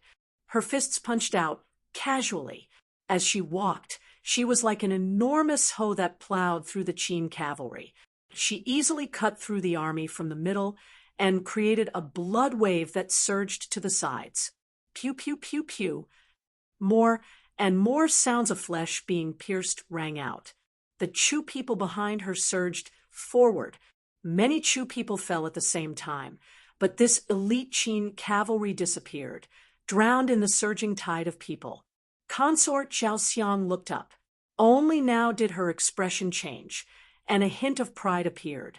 Then she raised her head and shouted, "Wei Wujiu! Old Wei, do you dare to fight me?" Her cultivation method was different from all other cultivators in the world. Her body was her life bond item. Her body was extremely strong. She shouted with all her power, and her voice was loud like thunder rolling through the world. It even felt like it suppressed all other sounds on the battlefield. Other than her loud voice, there was also her boldness. Her boldness now looked down on the world. She did not even care about the countless Qin soldiers in front of her. This woman is really a lunatic. At the very back of the Qin army, on a hill not too far away from her, a group of men and horses slowly appeared. At the very front was an old and lean old horse, and on the old horse was Wei Wujiu, who she called Old Devil Wei at this moment. After cursing with a sneer, Wei Wujiu lowered his head and said mockingly as if to himself, "This is a war between armies. Do you think this is a Jianghu feud and a game?" The shout was like thunder and spread into the distance. No one responded. Consort Zhao had an imperceptible, scornful smile at the corners of her mouth. Then she shouted again, "Wei Wujiu, old Wei, do you dare to fight me? Wei Wujiu, old Wei, do you dare to fight me? Wei Wujiu, old Wei, do you dare to fight me?" She shouted 3 times in a row, her voice echoing through the distant mountains. Her voice intertwined with each other, and it was as if there were countless people in the distant mountains stretching out their fingers and shouting towards this battlefield. As she shouted, she did not stop walking. Her figure moved further away from the 70,000 Chu people who were furiously following her. Even Ji Xingbai's figure fell far behind. No one dared to fight alone. The flank of the Qin army that she was facing inexplicably shook. A large army broke away from the flank like a huge tentacle and went to welcome this lonely woman between heaven and earth. Ji Xingbai's face paled. Many of the small things on the ground in front of him started to jump with the shaking of the ground. Even the small beads of blood in the ground were shaken into the air. Other than the weight hitting the ground, the shaking also came from the vibrations of energy. This was a large batch of seal chariots. The energy hidden inside the chariots had been completely activated. They sprayed out along the seal scripts and formed shadows of dragons and tigers around the chariots. These chariots seemed to be wrapped in dragons and tigers. They did not seem to be running on the ground, but flying over. The chariots of the Qin army were superior to the other dynasties to begin with. They were tools used to fight against powerful cultivators. At this time, the battle was so intense, but in this flank there was still such a well-preserved army of chariots. This was frightening.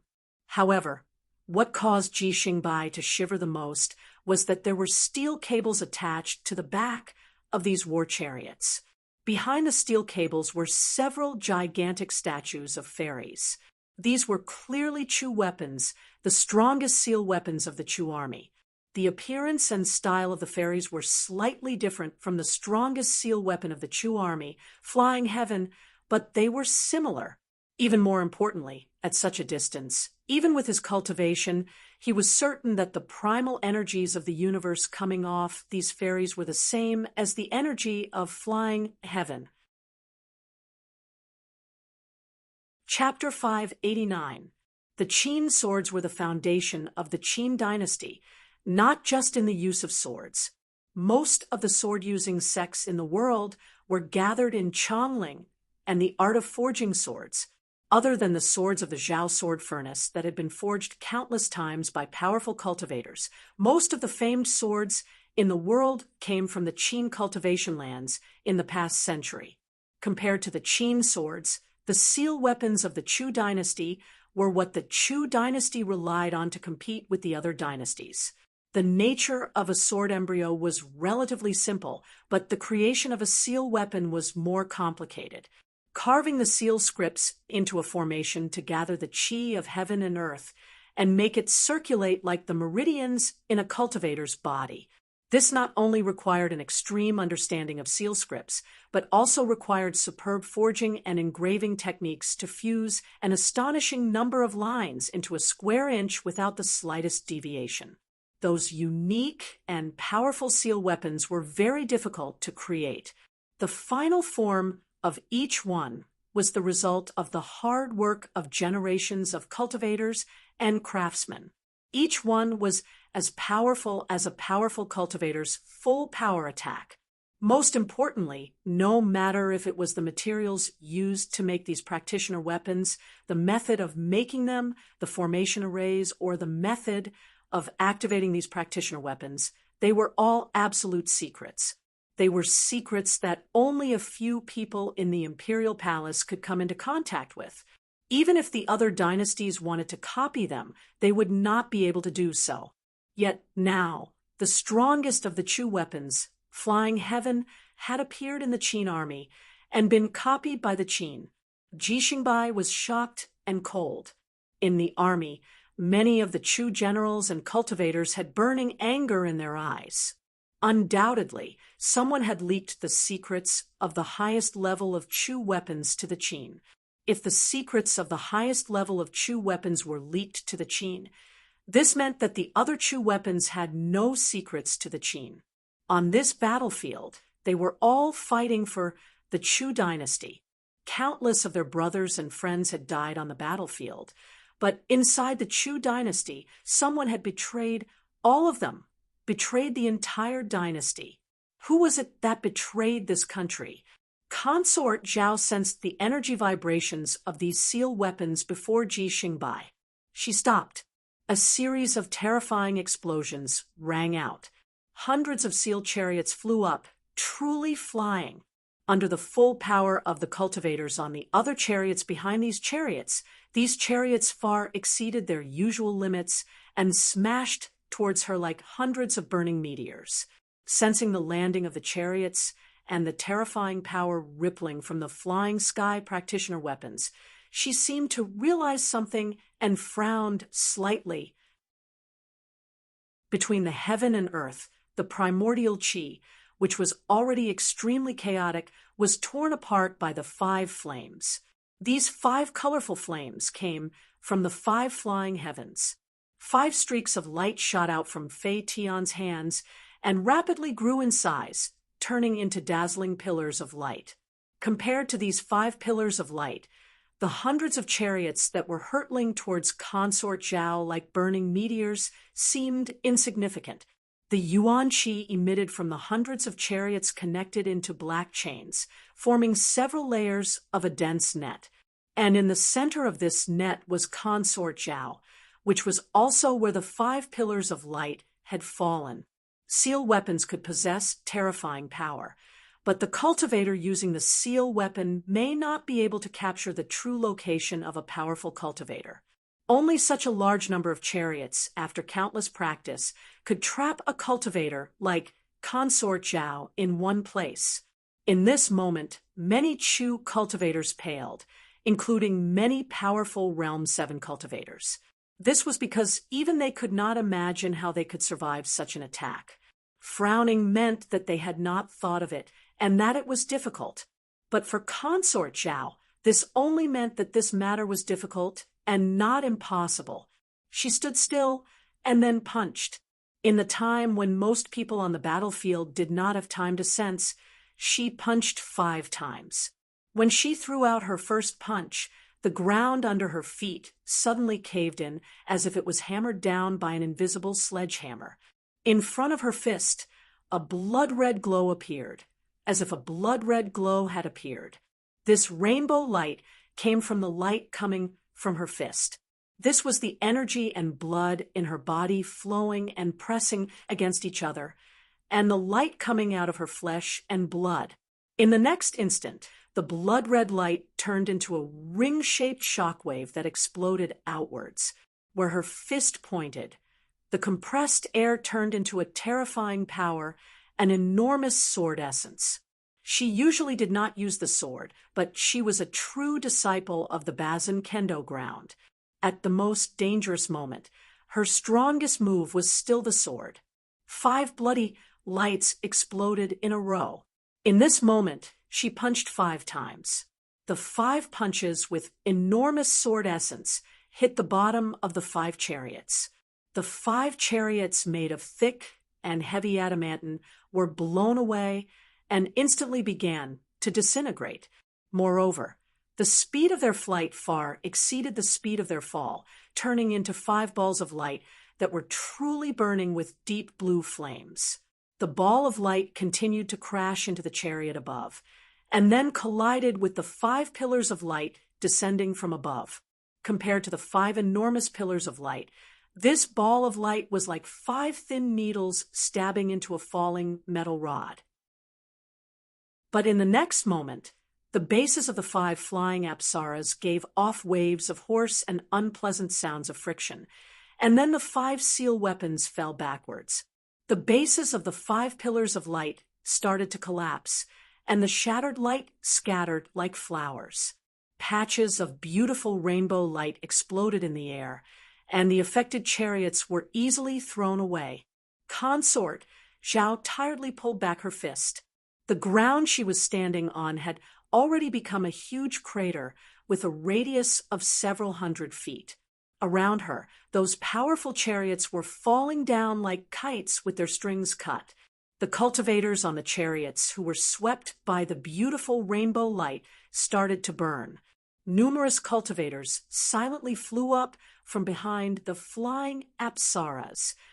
Even though the primal energies of the universe were so chaotic that most cultivators could not absorb primal energies of the universe normally, the moment they flew up, there was still the sound of mountains moving in the sky, and terrifying amounts of primal energies of the universe were gathering towards this part of the world.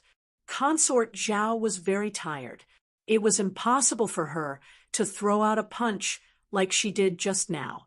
It was impossible for her to withstand the attacks of several grandmasters like this. But at this time, she sneered and turned her head to look at the wasteland to her side. In that wasteland, many figures appeared, slowly gathering into an army. This was an army that was extremely exhausted, without any armor on their bodies. Chapter 590. This army seemed to have traveled for far too long. The soles of many of their shoes had been worn through, and there were even scabs sticking to the broken soles. It was an extremely miserable sight. But for some reason, the moment this army appeared, it attracted the gazes of countless people on the battlefield, making them inexplicably palpitate. A cold smile appeared at the corners of Consort Zhao's mouth. She simply jumped up and jumped backwards. Just like her previous attack, her every move was simple and straightforward. 2 terrifying forces burst forth from the soles of her feet. The ground that had already formed a huge crater shook violently once again. Her figure simply disappeared from the center of the crater and appeared far behind. Then she disappeared again and appeared even further behind. After doing this 3 times, her figure appeared behind the 70,000 Chu people. The 70,000 Chu people were like her barrier. Then she sat down like a spectator, without any of the grace of a grandmaster or empress dowager. Just like when she had casually sat down by the lake, she was wearing a glowing phoenix robe. Numerous grandmasters of the Qin army had moved over a mountain of primal energies of the universe, but they had not expected her to take such a stance. She was clearly fleeing without fighting, but her simple and direct stance caused everyone to feel that this was unobjectionable and even natural. Not only did these evolved Jing masters feel the discomfort of having punched empty air, but they also felt a sense of defeat, as if they had been defeated before they had even exchanged blows with him. Kill! All of a sudden, an extremely heavy shout rang out between the heavens and the earth, causing the several grandmasters to hold their breaths again. This shout came from the army that had suddenly appeared. The voice came from every person in the army, yet because they were so uniform, they spoke almost at the same time, and the shout seemed to come from one person. Along with this shout, everyone in this army took down the weapons on their backs. Then they made a uniform movement and unwrapped the cloth wrapped around their weapons. There was a blinding golden light under the cloth. When everyone in the army took off the cloth wrapped around their weapons at the same time, The golden light connected together, like countless small suns connected together to form an enormous and blinding sun that rose on the battlefield. No one in this army was wearing armor, but right now, as they bathed in the golden light, their bodies were covered in a layer of golden armor. In addition, every single person in this army had the same aura, an extremely tenacious and powerful will. At this moment, this army appeared indescribably solemn and glorious. All the grandmasters in the Qin army had their faces changed, and their eyes were filled with shock. This kind of emotion quickly spread through the Qin army. At the same time, waves of cheers and shouts exploded in the Chu army formation like an avalanche. How is this possible? At the back of the Qin army, Wei Wujiu, who had left the battlefield, was dazed for a moment and gave a low shout. When this kind of golden light shone on the battlefield like the sun, there was no doubt about the identity of this army. Xiang Yan's Gold Dagger Army had been the strongest army of the Chu dynasty. Even if their individual power was not as strong as Bai Qi's god-killing army, they possessed unimaginable resolve and unique tactics. They were invincible on the other side of the Chu dynasty. But that was on the other side. Even if they threw away all their golden armor and dressed lightly, how could they be so fast?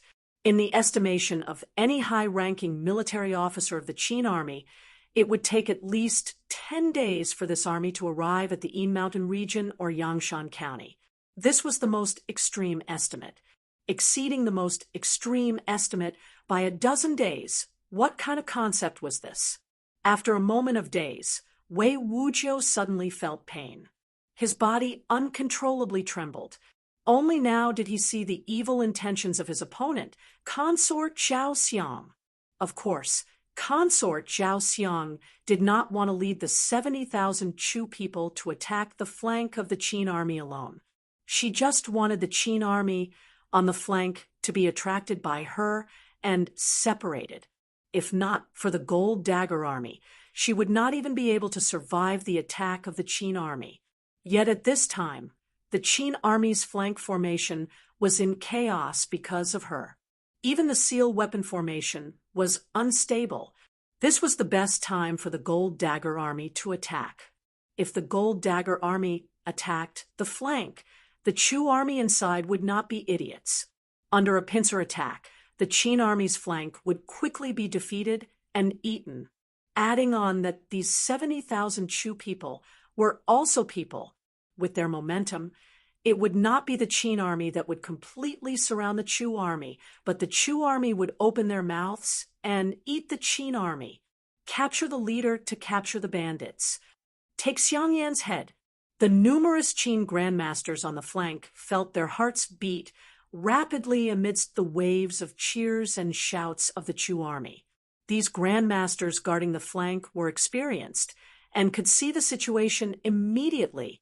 They knew that it was hard to say how strong the Gold Dagger Army that had traveled a long way was, but this legendary army was a fatal boost to the confidence and presence of the Chu army.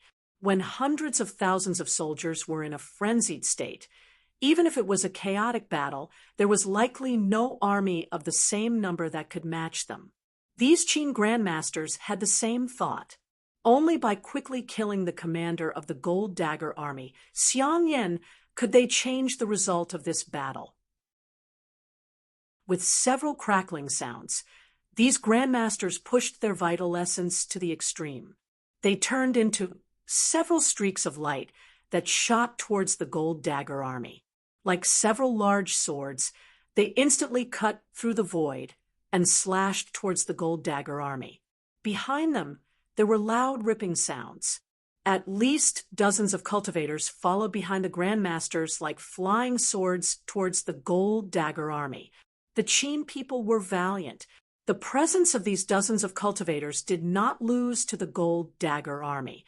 Especially at this moment, waves of shouts sounded from the Qin army.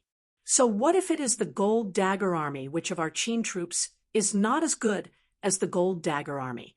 Coming all the way here is just a bluff. Following these shouts, large amounts of seal weapons were activated. Waves of rainbow light fell towards the Chu army like a storm. Behead! Looking at the sword lights of the Qin grandmasters, and hearing the shouts from the Qin army, Consort Zhao, who was sitting casually on the ground, smiled mockingly and said softly, "Even I cannot take Xiang Yan's head in front of the entire Gold Dagger army. Much less you? Who will behead who?" Chapter 591. Sword energies flashed and cut through the wind. Multiple Qin grandmasters pushed their vital energy to their limits. They moved vast amounts of primal energies of the universe from the surroundings and gathered them into their sword essences. The chaotic energy turbulence in front of them was cut apart, almost forming a true vacuum. Even the dozens of cultivators following behind them lost their resistance. Their sword lights grew faster. From a distance, it looked like multiple meteor-like, large swords were dragging dozens of small meteor-like swords. They danced wildly in the hell field filled with demonic flames and blood energy. It was a spectacular sight. "General, thank you for your teachings these years. I will not be able to serve you in the future." A Gold Dagger army general following next to Xiang Yan said respectfully to him in the incoming wind. His hair was cut by the blade-like wind, and blood even appeared on his face. "All the Chu people will remember this battle." Xiang Yan nodded and said, "Kill." Cold shouts rang out around him once again. The dozens of Gold Dagger army soldiers, including the general, suddenly sped up, turning into dozens of golden lights, leaving the formation and heading towards the Qin grandmasters at the front. A dragon roar suddenly sounded in the sky. When this dragon roar sounded in the air, the wide sleeves of a blue-robed swordsman among the numerous Qin grandmasters gave off ear-piercing sounds like gold chains breaking. It was like an enormous beast had broken free of its shackles and was released. This indigo-robed swordsman's face was as white as jade. He looked calmly at Xiang Yan, who was walking on the wind. He was the fastest among the Qin grandmasters, and happened to meet the Gold Dagger army general who had spoken to Xiang Yan. Yet these dozens of golden lights did not appear in his sight. An extremely dry life bond presence erupted with the dragon roar in the sky and the ear-piercing ripping sounds coming from his sleeves. A yellow life bond sword appeared in his hand. The color was like a random patch of color on a weathered wall in the desert. His life bond sword seemed to casually swing forward, but the sword light flowing off the sword produced many profound changes. A piece of the sky above seemed to be missing, and was suddenly filled into his life bond sword. An extremely dry presence moved forward. In the path of his sword, the ground soaked in blood lost its moisture, dried and cracked, and then turned into crimson red sand. This was a powerful and unique sword essence. So when the sword essence appeared, many cultivators on the battlefield were certain that this came from a grandmaster of Heart Yang sect. In the history of Chongling, Heart Yang sect had once been the mortal enemy of the Tianyi Pavilion. Like the present Heart Chamber sect of Chongling, they had been one of the strongest cultivation places. Yi Siling primarily cultivated the sword arts of the Tianyi Pavilion, the strongest of which was One Heaven Water. Heart Yang sect's Fire Generates Earth sword manual was the opposite of the Tianyi Pavilion and had a strong restraining effect on the Tianyi Pavilion's sword manual. In the view of the outside world, Heart Yang sect had declined in Chongling long ago. They had not made any noise in the last decade, and no grandmaster above Realm 7 existed. Yet when this indigo-robed grandmaster's most pure, Fire Generates Earth sword essence appeared, all the cultivators on the battlefield, who had thought so, knew they were wrong. A once powerful sect did not produce a grandmaster for many years without losing their sword manual. The key was opportunity the talent and comprehension of the sect's disciples, and some people could not have a breakthrough. A sect like this would either not produce a Realm 7 Grandmaster, or if a Realm 7 Grandmaster appeared, they would leave a mark in the history of cultivators. Facing these gold dagger army soldiers who had not reached Realm 7, this Heart-Yang sect Grandmaster naturally had his own pride. So he only attacked Xiang Yan. As to these cultivators who came face to face with his sword path, in his view, they would naturally die in his sword path, even if they were just affected. The ground cracked and turned to dust.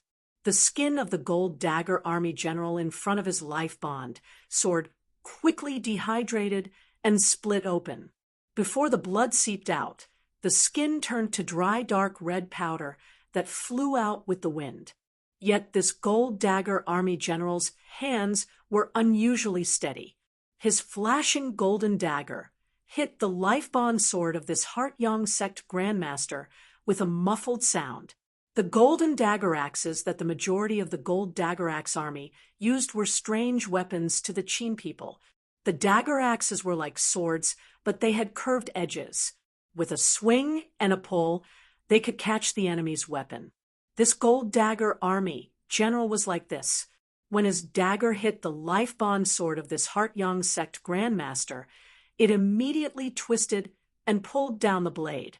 At this time, this Heart-Yang sect Grandmaster's sword heart was clear. He was unmoved, and his sword essence continued to move forward. Vast power swept out along the golden dagger. The flesh of this gold dagger army general's hands turned to dust as though they were burning. Then this power spread to his arms and rippled through his entire body. At this moment, his arms and his entire body seemed to have turned into sand and scattered away. But at this time, this Heart-Yang sect Grandmaster's mind suddenly became restless. The 4 soldiers behind the gold dagger army general stabbed their daggers into his body at the same time. Vital energy and energy of the same nature flowed through the meridians of the gold dagger army general like water breaking through a dam and into the dagger on his life-bond sword. The 5 powers merged into one and charged towards his life-bond sword. His life-bond sword hummed and paused for a moment. It was just a momentary pause. His body seemed to have collided with a wall in the midst of his mad dash. With a boom, he was violently shaken. The gold dagger army general and the 4 soldiers behind him were torn apart by the power. But in this moment, he saw a golden light that could match him fly out from behind the 5 gold dagger army soldiers and land on his body. However, at this moment, his sword was stopped, and he was at his weakest. He could sense what was going to happen next, and his heart was filled with sorrow. Pew! He heard the sound of flesh separating from his neck. In the next moment, he saw Xiang Yan pass by him with a solemn expression. The Grandmaster of the Yang Heart sect felt his body become lighter, but his head had already flown up. The moment he could still feel, an unimaginable scene appeared in his perception. Around him, there were 3 heads flying up like him. Xiang Yan's golden dagger was like a rainbow that swept through this area of hundreds of feet.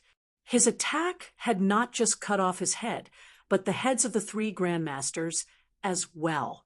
The 3 Grandmasters had encountered the same thing as him, and had been stopped for a moment by several gold dagger army soldiers.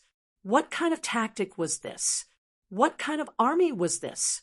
These few people in a team could temporarily trap the sword of a Grandmaster until his consciousness disappeared. He only felt shock and puzzlement. Yet time seemed to freeze on the entire battlefield. No one was able to recall what had happened in the blink of an eye. An even more shocking scene had already filled their eyes and burned their hearts. Xiang Yan's body stopped. The long golden dagger in his hand was leveled in the air and caught the 4 falling heads. The heads of the 4 Qin Grandmasters were placed firmly on the golden dagger in his hand and stretched forward. Chapter 592. This is not fair. A sword master, who was following the four grandmasters, let out a furious roar. His flying sword drew a white line in the air, pointing directly at Xiang Yan's chest. There was no finesse to this attack.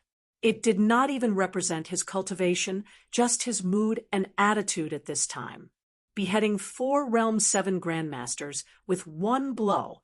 This appeared very impressive, but it was at the cost of sacrificing multiple small groups of cultivators. In his view, even Xiang Yan's display of power right now was an opportunistic and despicable act.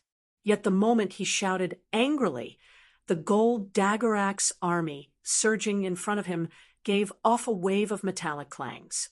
In the next moment, over 1,000 strands of golden wind shot out of the gold dagger axe army's formation, as if they had ripped through space.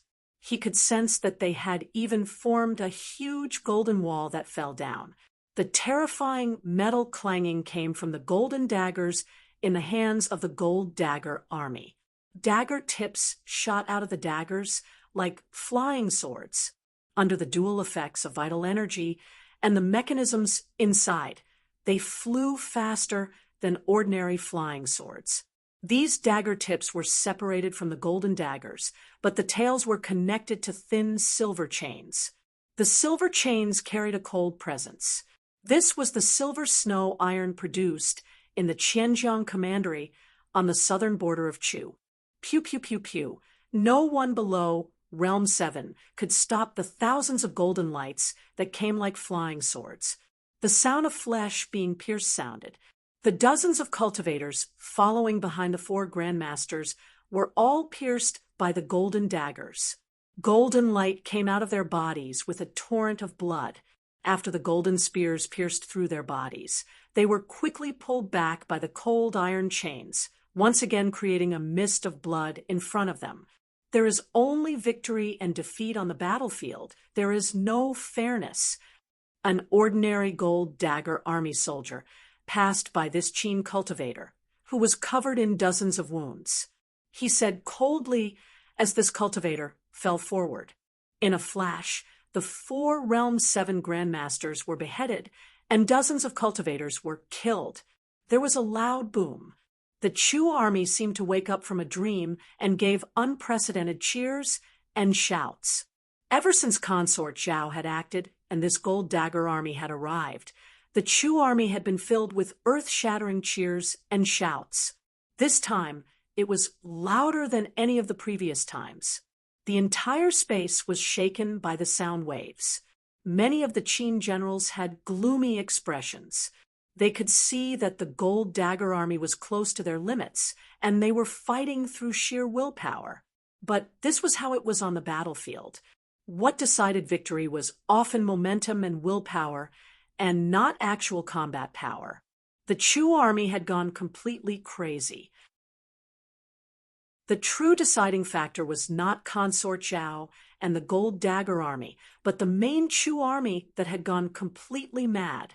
Wei Wujiu looked silently in the direction of Consort Zhao and the Gold Dagger army. Next, the flank of the Qin army would definitely be broken. Yet, he had not given the order yet. When the 4 grandmasters died, their heads were first placed on the golden dagger axe by Xiang Yan and then scattered on the ground like ordinary sundries. A strange glow appeared in his hazy eyes. It was like a piece of wood that had been silently buried in the mud had started to burn. He thought for a long time and started to walk in the direction of the 70,000 Chu people. More accurately, he was walking in the direction of Consort Zhao. At this time, the army following him naturally knew his identity. When he started to move, his personal army was shocked. A cultivator, who was dressed like him as a military advisor, quickly followed him. Marquis, do not be impulsive. Consort Zhao herself and Xiang Yan's actions are bait. They know that you are the commander and that you have never been defeated in such a situation. So, they are deliberately doing this. This cultivator could easily keep up with his steps. This meant that his cultivation was about the same as his. Being able to say such words at this time meant that this cultivator was one of Wei Wujiu's closest confidants. Looking at Wei Wujiu, who did not immediately respond, this cultivator added, "They are deliberately humiliating you to lure you over. You are a marquis and the commander of the army. You are responsible for the lives of countless people. You cannot be treated as an ordinary cultivator." "You are right." Wei Wujiu suddenly laughed and said, "But you speak of defeat. Since victory has not been decided, how can there be defeat? Since she is there, I naturally have to try to kill her." After a pause, he glanced at the shocked cultivator next to him and said, "The other is full of vigor right now, and the flank will be broken. But before the flank is broken and the Chu army meets up with her, there is still a chance to kill her. If we do not even dare to try, how can the Wei Marquisate establishment have a place in Chongling in the future? A general success is built on the bones of 10,000. Wei Wujiu looked at where the 4 grandmasters had died and said slowly and coldly, "What built up my military achievements and the Wei Marquisate establishment are not just the heads of the enemy, but also the heads of my brothers. Even old Wei can't sit still. That's right, almost all of our old men are dead." In the hell-like battlefield, an old man sighed, but then he laughed proudly. "Marquis." The generals next to him immediately understood what he wanted to do and spoke in unison. "A bag of old bones. It is the same wherever they die. It is best if they can die here and ensure the safety of the Fang Marquisate establishment." This old man straightened and started to walk. His figure grew faster until he could not be seen. When a cultivator's killing intent reached a certain level, it would cause changes in the flow of primal energies of the universe and even change the shape of the clouds in the sky. It was easier for other powerful cultivators to sense it. Before these 2 of the 13 marquises of the Qin dynasty officially appeared in her sight, Consort Zhao had sensed them. She frowned and then smiled. She said softly to herself, "Then let's see if you can kill me." There was a loud boom. The cultivator next to Wei Wujiu could not control his killing intent and emotions. His presence resonated with the primal energies of the universe in the distance. Amidst the thunder, the primal energies of the universe naturally gathered. A purple bolt of lightning appeared in the sky and did not dissipate. This huge sound was like a fuse, causing a series of explosions. The sky rumbled continuously, and it was as if a huge mountain was sliding down, constantly exploding with even more astonishing flames. Each marquisate establishment naturally had terrifying power. When the marquises went into battle, their experts naturally all came out. In this moment, there were 13 mountains of primal energies of the universe moving in the sky.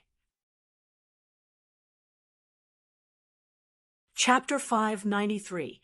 For the cultivators of the Chu dynasty army, the flank was still an impenetrable barrier. The 13 marquises of the Qin dynasty were able to become marquises not just because of military service, but because of their own cultivation. Even excluding Min Mountain Sword Sect and Lingshu Sword Gate, Chongling still had some cultivators who were stronger than some of the 13 marquises. Among the 13 marquises, there were strong and weak. The outside world had different opinions of them. Wei Wujiu's cultivation was considered strong among the 13 marquises, but he was not at the top. The most terrifying thing about him was that he was cunning and astute, and he had accumulated a lot of experience. He had many level 7 grandmasters following him. Many of these Realm 7 grandmasters were brothers who had gone through life and death with him, but some he had slowly raised over the years. They could be thought of as his disciples or even his nephews. The more powerful cultivators followed him, the fewer chances he would have to act. Therefore, in many battles in the past, it was very rare to see him take the lead and make a move himself. At this time, when he moved, he showed a strong resolve to kill Consort Zhao. This was like a powerful invitation. 13 Realm 7 cultivators were not much compared to the hundreds of thousands of soldiers on both sides. But the two armies had been fighting for a long time. Many of the cultivators had died, or were seriously wounded, and they restrained each other. At this time, the Qin army still had 13 Realm 7s. This was enough to show how strong the Qin dynasty had been in these years. Wei Wujiu moved silently, but a hint of satisfaction appeared in his eyes. These 13 cultivators even had the possibility of assassinating an expert like the Yuanwu Emperor. Consort Zhao was an anomaly among Realm 7s, but how could she match these cultivators? Xiangyan looked up slightly. His gold dagger army was still charging towards the Qin flank, but he started to leave this army and move towards Consort Zhao. In a sense, his situation was similar to Wei Wujiu's. The world knew that the gold dagger army he commanded was the strongest army of the Chu dynasty, but this army was always stationed at the borders of the Chu dynasty and fought against some uncivilized tribes. The world only knew that his cultivation must be very strong, but they could not see how strong he was from his previous attack that killed 4 heads. Wei Wujiu's invitation received many responses, and he was slightly satisfied. Fang Qilin's considerations had nothing to do with life and death.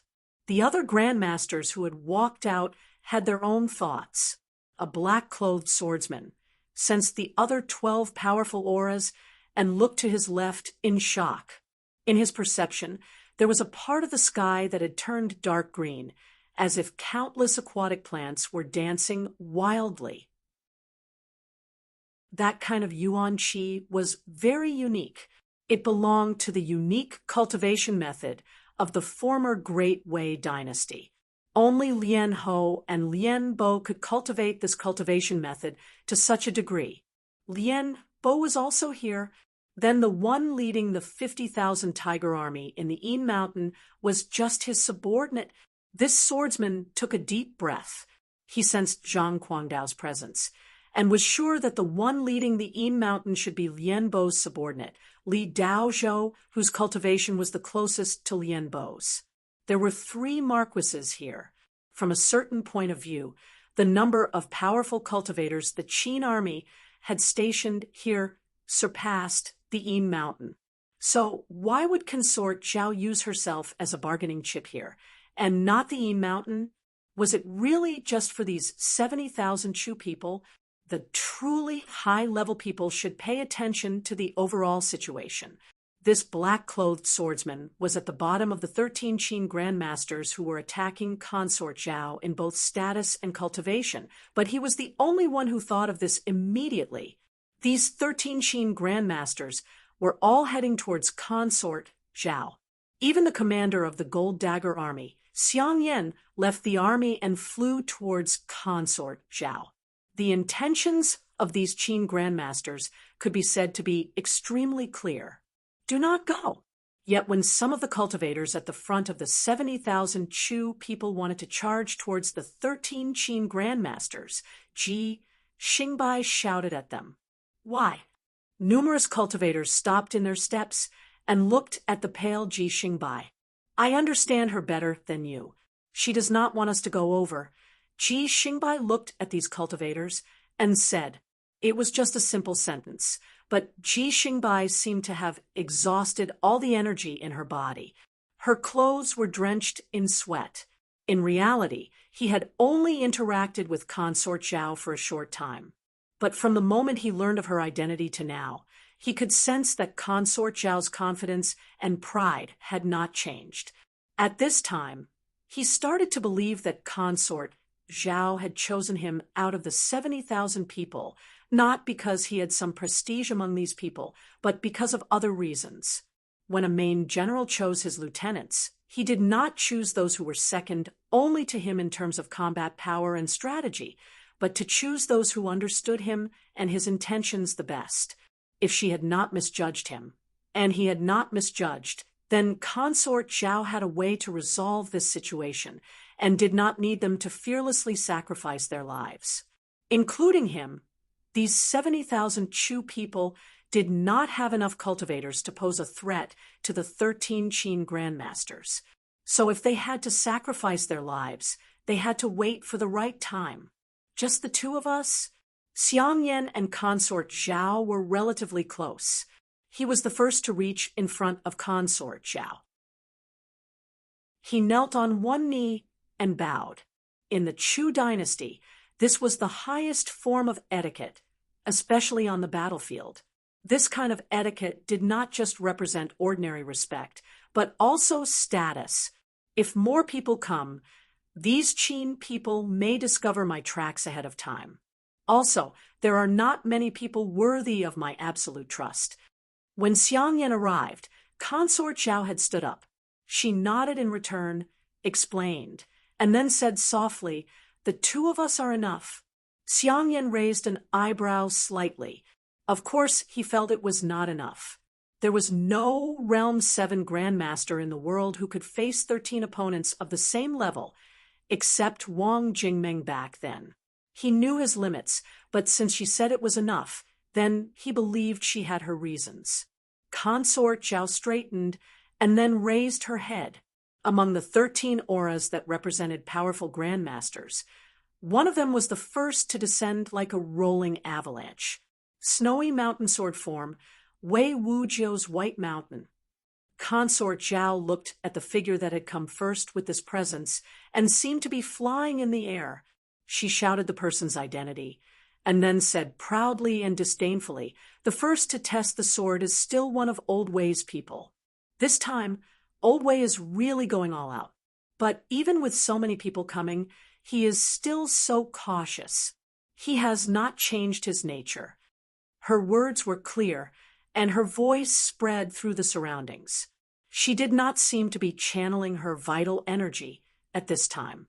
But before she finished speaking, the sword essence in the air formed. With a boom, countless dazzling white sword lights appeared in the sky like a collapsing snow mountain had appeared out of thin air. This sword move was purely the way of hard and fierce crushing. It was the most classic sword move of the Qin people. But facing this sword move that no one could dodge and could only be defeated, Consort Zhao only crushed a thin object in her hand. With a crisp crack, it was like crushing a thin teacup. This sound was covered by her voice. Yet as multiple faint blue streams of light flowed out of her fingers, a ball of energy vibrations more violent than this sword essence came out of her hand. A blue shadow appeared in front of the avalanche of dazzling white sword light, like the shadow of a mountain gate. But when the blue shadow flashed, the Qin grandmaster behind the sword light gave a shrill scream. He flew backwards like a hawk, and a bloody mist exploded in front of his chest. Consort Zhao smiled, her smile extremely enchanting. "Do not forget that Chu weapons are the best in the world, and I am the Empress Dowager of the Chu dynasty. Who can have better Chu weapons than me?" Chapter 594. Consort Zhao Xiang had been called Demon Consort Zhao by many people in the Chu dynasty. Her smile was too enchanting. At this time, her smile was enough to make the most beautiful flowers in the world lose color, but these Qin grandmasters felt a chill. She was the Empress Dowager, but in reality, she was the ruler of the Chu dynasty. All the Chu weapons of the Chu dynasty belonged to her. Just now, she used a seal weapon to seriously wound a Qin grandmaster. How many more such terrifying Chu weapons did she have? The indigo mountain gate's shadow had disappeared in front of her, but there were still many green, leaf-like energies flying in the air, ripping through the air, and giving off sounds of tearing. This sharp and powerful presence even reached Wei Wujiu hundreds of feet away. He looked down slightly at the multiple tears on his robes, and then said, "This is the door-sealing token, one of the 5 legendary weapons of the Chu dynasty. Also, some of those weapons are not meant to be used against enemies. Do not tell me you have many of these Chu weapons. What is known to outsiders is not a true killing weapon. Consort Zhao looked at Wei Wujiu and said disdainfully, "You speak so well, why don't you come up and see what else I have?" Wei Wujiu sneered.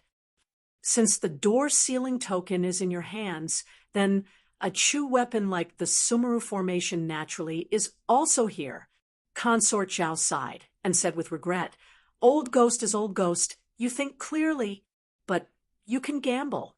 Maybe the Sumeru formation is not here, or maybe the Sumeru formation does not have the power of the legends. So you have such an idea." Hearing the conversation between Consort Zhao Xiang and Wei Wujiu, the Qin grandmasters in the surroundings felt cold again, and even broke out in a cold sweat on their backs. According to the limited records of cultivators, the Chu dynasty's Sumeru formation was a kind of self-destructive seal weapon. The special characteristic of this kind of seal weapon was that the stronger the attack, the stronger the explosion.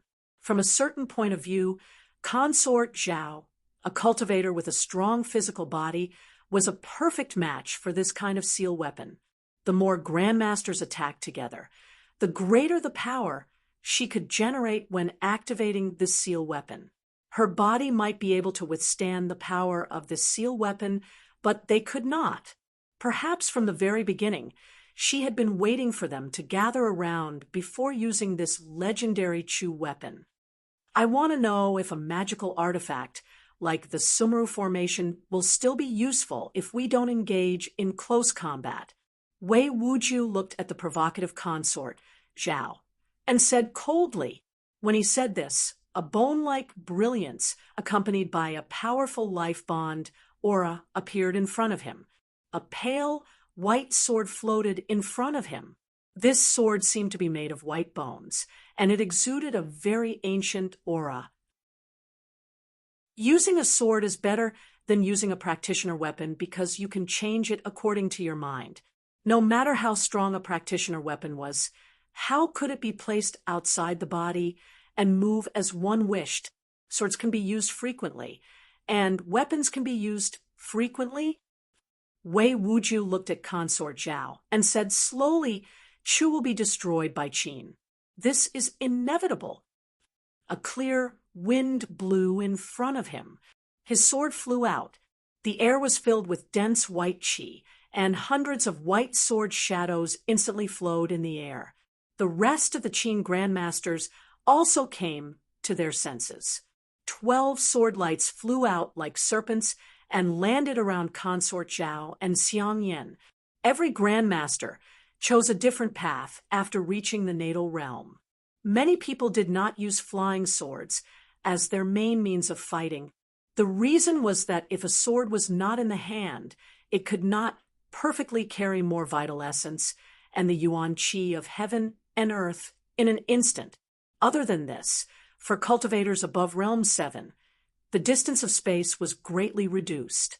Some people's figures were even faster than flying swords. Yet most Qin grandmasters' life bond item was a sword.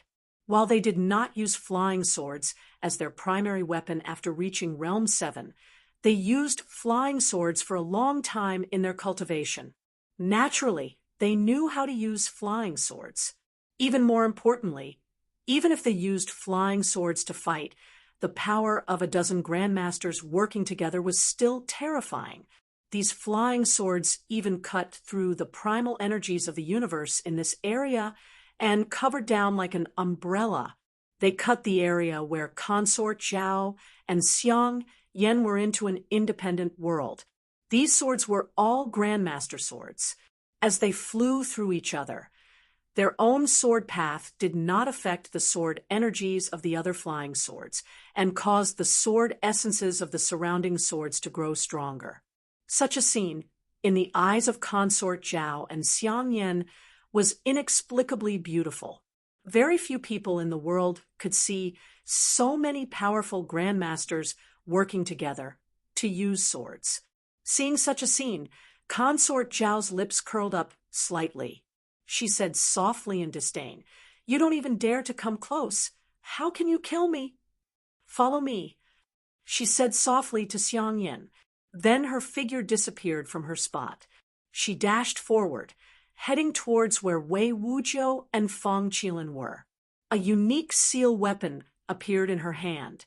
It looked like a piece of yellow rotten wood, but this piece of rotten wood was covered in tiny seal scripts, as though there were ants crawling on it. In this moment, these seal scripts lit up and gave off blinding golden light. They seemed to crawl furiously on this seal weapon like ants. They piled up and then flew into the air as though they had grown wings. The golden seal scripts flew into the air. Each tiny seal script gave off a destructive presence that caused even Realm Sevens to tremble. Such a crazy woman. Wei Wujiu looked at Consort Zhao, whose phoenix robes seemed to be burning, and shook his head. None of the other practitioner weapons in the legends had such a presence. This rotten, wood-like practitioner weapon was the Sumeru formation. She wanted to charge into their midst and activate this seal weapon. She cultivated her own body. When she charged at full power, even the flying swords could not stop her. However, how could this kind of impact stop them from scattering? As he shook his head, an indescribable ruthlessness appeared on his face. It was as if a layer of metallic luster covered his face. He did not dodge. He took a deep breath and recalled his life source sword. The true essence in his body was forced out of his body. In an instant, his entire body seemed to expand endlessly. Even if he and she were seriously injured at the same time, in the next moment, this top existence of the Chu dynasty would not be able to avoid the fate of being killed. The other Qin grandmasters perceptively sensed his intentions. With several shouts, even the cultivator who had been following him flew out. These grandmasters were not pedantic. As long as they could reach their final goal, they did not care about the process, especially when this was Wei Wujiu's own choice. A golden light followed closely behind Consort Zhao. In this moment, many people were shocked at Xiang Yan's speed. This gold dagger army commander's flying speed was not much slower than Consort Zhao. If there were any variables, this gold dagger army commander would be the biggest variable in the eyes of these Qin grandmasters. Not far from Lian Bo, Zhang Guangdao's cultivation was at the bottom of the 13 Qin grandmasters, and he was the least noticeable. At this time, his figure also stopped. Chapter 5, 95. Grandmasters were called grandmasters because they had to experience countless battles to deeply understand the details of the flow of primal energies of the universe. Only then could they break through from Realm 6 to Realm 7 and move mountains. Zhang Guangdao was the least attention-grabbing of these grandmasters. But at this time, his slight abnormalities were immediately detected by the surrounding grandmasters. Wei Wujiu turned his head and narrowed his eyes. He saw a copper box appear in Zhang Guangdao's hand. At the bottom of this copper box was a silver-white crystal. Inside the copper box, there were dozens of extremely thin silver-white swords that looked like pig iron floating in the air. In this moment, Zhang Guangdao's vital energy surged out of his body and flooded into the copper box. These dozens of small silver swords gave off mountainous presences. The small silver swords, in the perception of these cultivators, were like tin mountains that flew into the air. The air, or more accurately, the flowing primal energies of the universe, was filled with the presence of tin. The grandmasters in the primal energies of the universe seemed to be filled with tin in their bodies, especially their chests. The dozens of small silver swords fell down like small mountains and sealed off the escape paths of these grandmasters. Including Wei Wujiu, all the Qin grandmasters who were enveloped by these sword moves sank into extreme fury. They finally understood what Consort Zhao was relying on. What angered them was not that Consort Zhao's method of resolving this situation was the stronger Chu weapon, but the betrayal of their own people. Zhang Guangdao had the Tin Mountain sword box. The cultivators of the world were familiar with this seal weapon. Just before the Deer Mountain Conference, in the trap against Zhaoxi, and by Shanshui on the Wei River, this seal weapon had appeared to block Bai Shanshui's path. While Bai Shanshui had been stopped for a moment, he had still defeated the Tin Mountain sword box.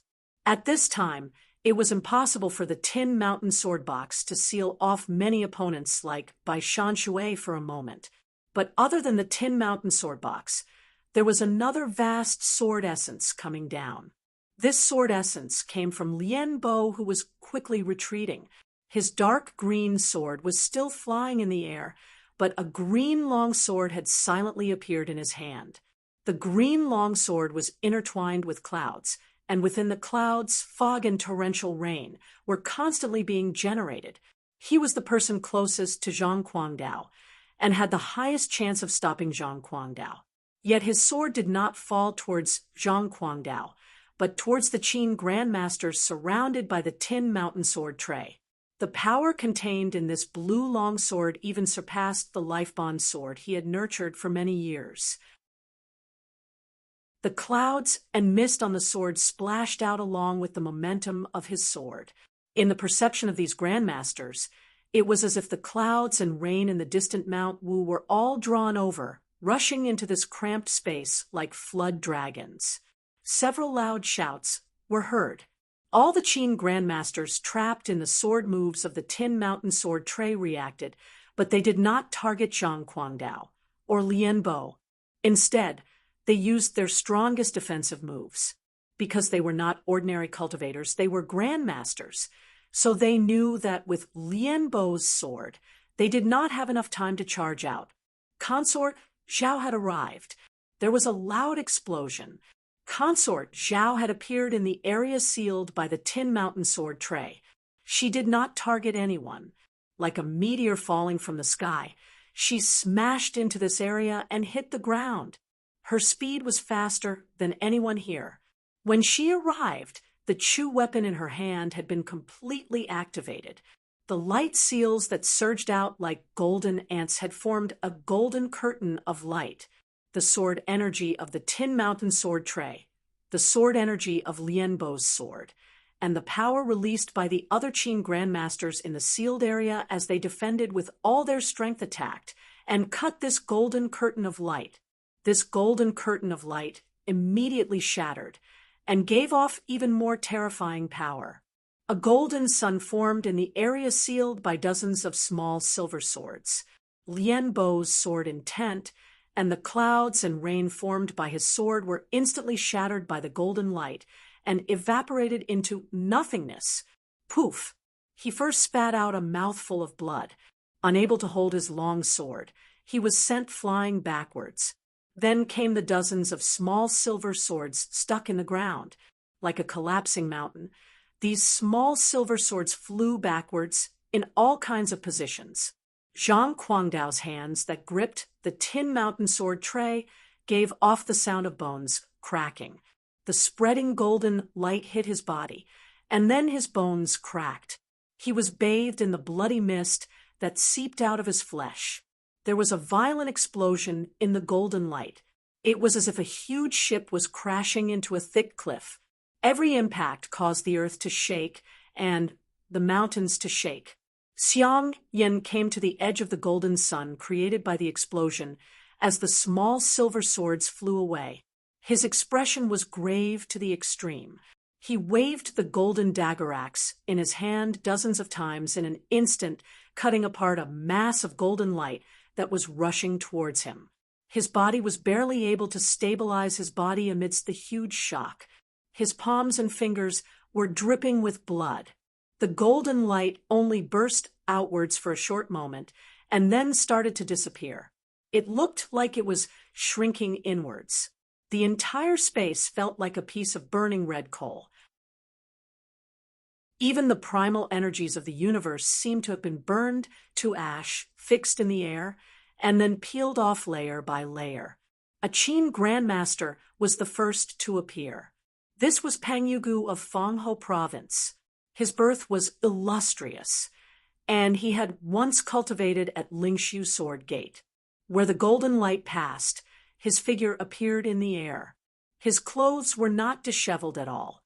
A life-bond sword essence burned like a torch in his right hand. Seeing such a figure, Xiang Yan's pupils shrank slightly, and his expression became extremely solemn. But in the next moment, multiple explosions came from this Qin grandmaster's body. Multiple bloody holes appeared on his arms. Blood gushed out. His body fell hard to the ground, like a mountain. The golden light shrank in front of Consort Zhao. Consort Zhao's figure appeared. She was standing, but her white jade-like hands were covered in cracks with drops of glowing blood flowing out. In this area, only two people could stand. Other than Consort Zhao, the other was Wei Wujiu. Xiang Yan took a deep breath. Even though this result was very favorable to him, this scene still made him feel unusually frightened, and even made his body constantly tremble with coldness. He had never thought that this seal weapon could release such power. Wei Wujiu's robes were dyed red, but most of it was not his blood, but the blood of the cultivator who had been following him. The cultivation of the cultivator under him was definitely above average among these grandmasters, but right now his injuries were the most serious, so serious that he was about to die. Some had betrayed, and some had protected with their lives. This is not a matter of one person's life and death. Wei Wujiu supported his dying subordinate with one hand. His gaze did not land on Consort Zhao, but on Lian Bo and Zhang Guangdao. We overlooked a problem.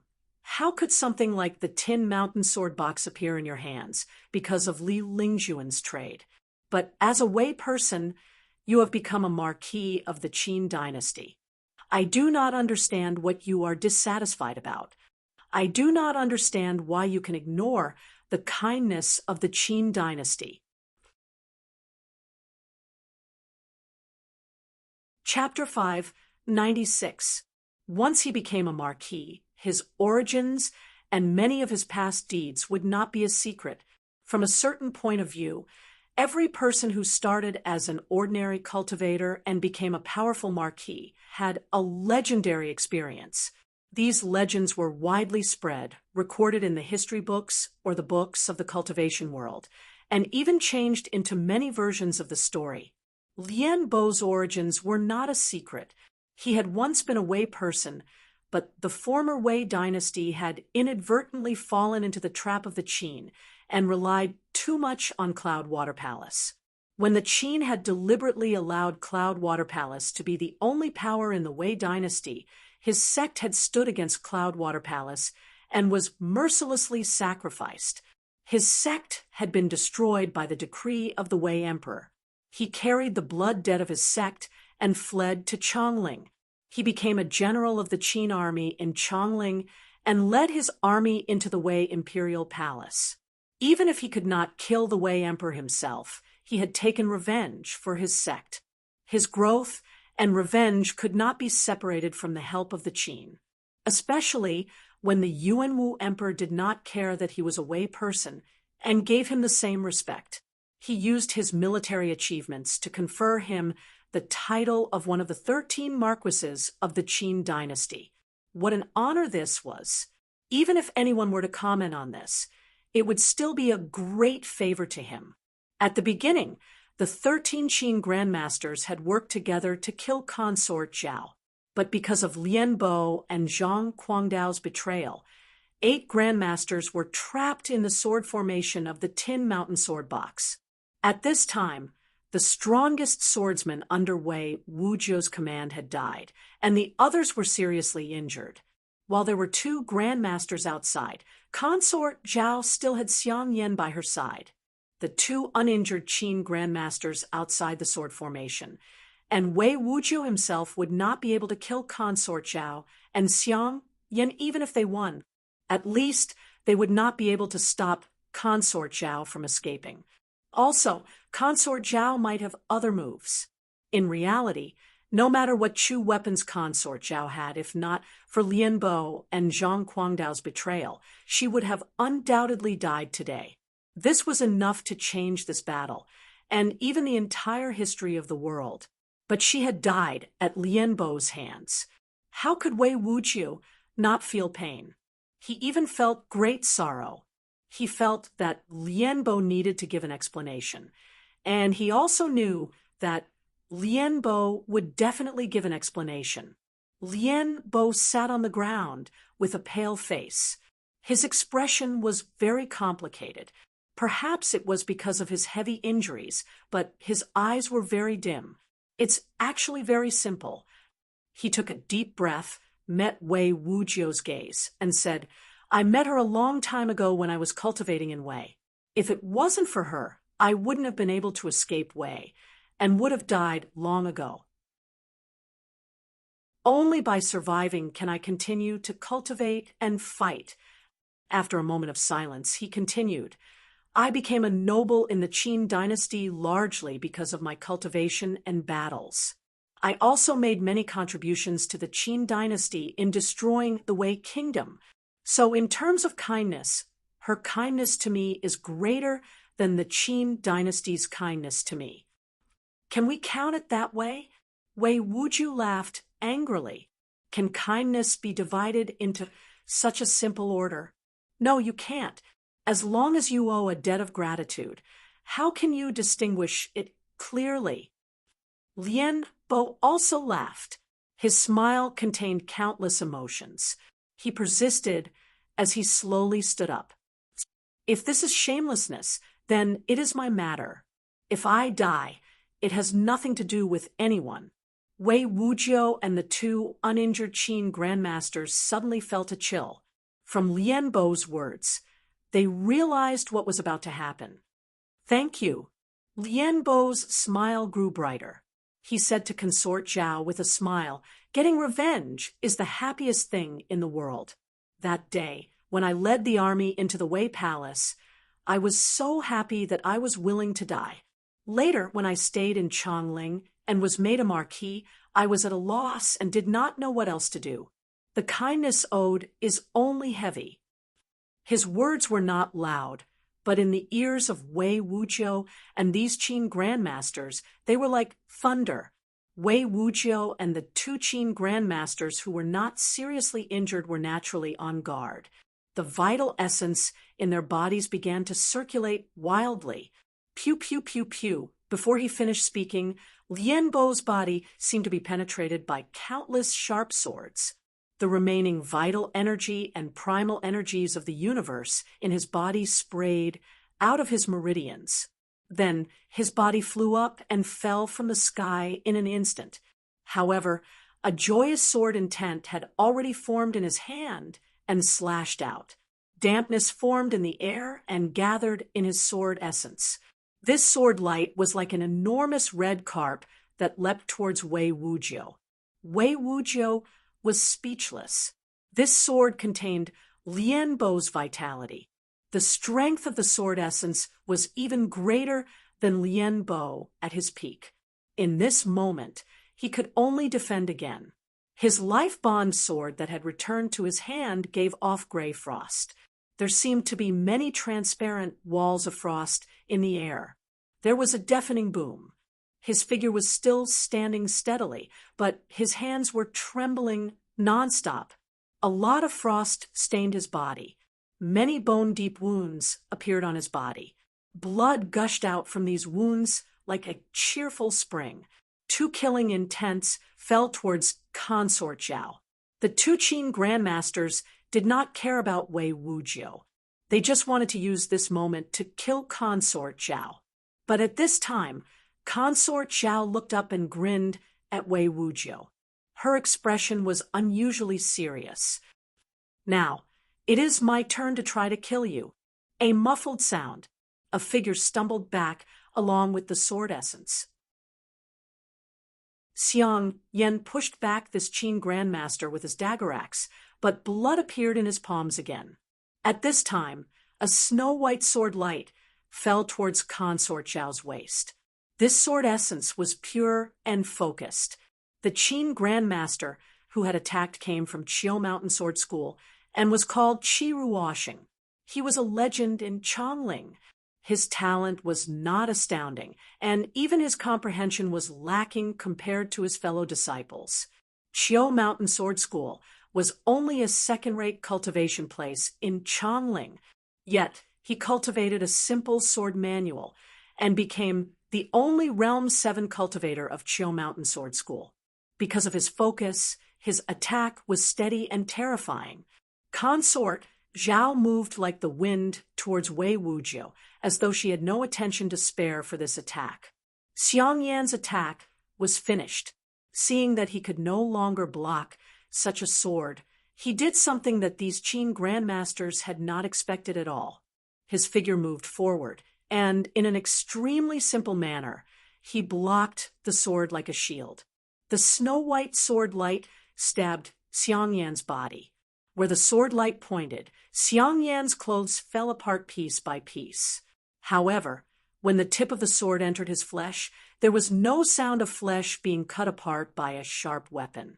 Instead, there was a muffled clang, as if the sword had stabbed into a steel wall. The sword tip entered half an inch into the flesh, but could not penetrate further. The sword energy only went in half an inch. Xiang Yan's face turned ashen.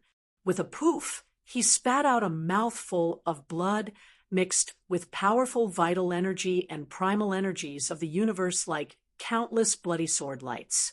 Qi Ruoxing screamed, his left hand forming a sword seal. The sword light swept away the blood energy. In a rush, the energies in his body roiled. Wei Wujiu's pupils contracted to their limits. He looked at Consort Zhao, who was charging at him. He did not choose to flee, but gave a beast-like growl. He gathered all of his vital energy into a bundle and gathered it into his life bond sword. His life bond sword contracted rapidly according to his thoughts, turning into a finger-thick sword. With terrifying speed, it stabbed towards Consort Zhao's heart meridian. A path of light was left in the air, rippling with the presence of mutual destruction. Consort Zhao looked at the sword light, heading for her heart meridian. She did not change her direction. Her seemingly small body exploded with a terrifying power, like a tsunami. She also gave an unimaginable scream. With a boom, her fist also smashed towards Wei Wujiu's heart meridian. A visible pillar of wind appeared in front of her fist due to the pressure of her power. In this moment, countless people on the battlefield shouted in shock. Everyone knew that she cultivated her own body. However, Wei Wujiu's sword pursued extreme penetrative power. How could any physical body block it? Sword and fist collided. Was this really the result of mutual destruction? The sword light landed on her body and illuminated her jade-like face. Yet her body only shook, and the sword light did not pierce her body. Boom! Her fist smashed into Wei Wujiu's body, but it did not send him flying. Instead, it directly smashed through Wei Wujiu's body and lifted him onto her arm. Everyone on the battlefield stopped breathing for a moment. Even the flow of time seemed to stop. Wei Wujiu's feet left the ground. His power had completely disappeared, but he did not die. He looked in disbelief at Consort Zhao's heart meridian and saw an ancient copper mirror flashing with dim yellow light. I told you before, I am the Empress Dowager of the Chu dynasty. The strongest of the Chu weapons in the world are naturally with me. Consort Zhao coughed up blood and said proudly, "Pity that you are too pedantic. Even the most cunning fox cannot change its habits and will always fall into the trap of the hunter." Chapter 597. The light in Wei Wujiu's eyes quickly dimmed. He looked at Consort Zhao and responded softly before he died. "Originally, I only admired one woman. You are the second." Consort Zhao nodded, pulled back her fist, and allowed his body to slide off her arm to the ground. Without a doubt, her risk had succeeded, but she also knew that the final victory would depend on the Een Mountain. When she turned and looked in the direction of the Een Mountain, most of the Qin army had finished gathering. The Qin army surrounding Tianqi City was about to start a new round of attacks. Because Sima Qiu viewed this isolated city of the Chu army as the key to victory, he gave the order to take this city before nightfall, and then quickly set up defenses to attack the main force of the Chu army. So the attack this time was different from the previous ones. They could not care about casualties or the wear and tear of armaments. Countless arrows rained down on the city. The arrowheads of these arrows were made from phosphor stone. After the friction with the air, they started to burn and turned into balls of fire. The archers of the Qin army pulled on their bowstrings. These expensive arrows were being used crazily in their hands like free, withered twigs. Because of their pursuit of extreme speed, the fingers of these archers started to bleed, and their arms started to tremble. Most of the seal weapons had been used up in the first round of attacks. At this time, in this isolated city surrounded by the Qin army, most places were burning. There were pillars of smoke rising into the sky, and the air was filled with all kinds of burning smells. One of the Qin army's heavy armored cavalry started to charge towards a broken part of the city wall. Their heavy iron hooves hit the ground and caused the rubble on the wall to jump. At this time, a sharp sound of breaking through the air suppressed all other sounds. In the next moment, the Qin army gave earth-shaking cheers. It turned out that at this moment, a batch of heavy crossbow machines from the Qin army had been moved to this place. Several hundred heavy crossbow bolts, as thick as a baby's arm, fiercely plunged into the broken section of the city wall, followed by another round of crossbow bolts. In just a moment, 3 rounds of crossbow bolts were fired. Over 1,000 heavy crossbow bolts nailed the area around the city wall into a forest, and the frightening force stirred up waves of dust that spread outwards. However, amidst the cheers that shook the earth, amidst the clouds of dust that splashed up as the crossbow bolts fiercely pierced the wall and the mud within, a figure appeared at the broken wall directly in front of the heavy armored cavalry.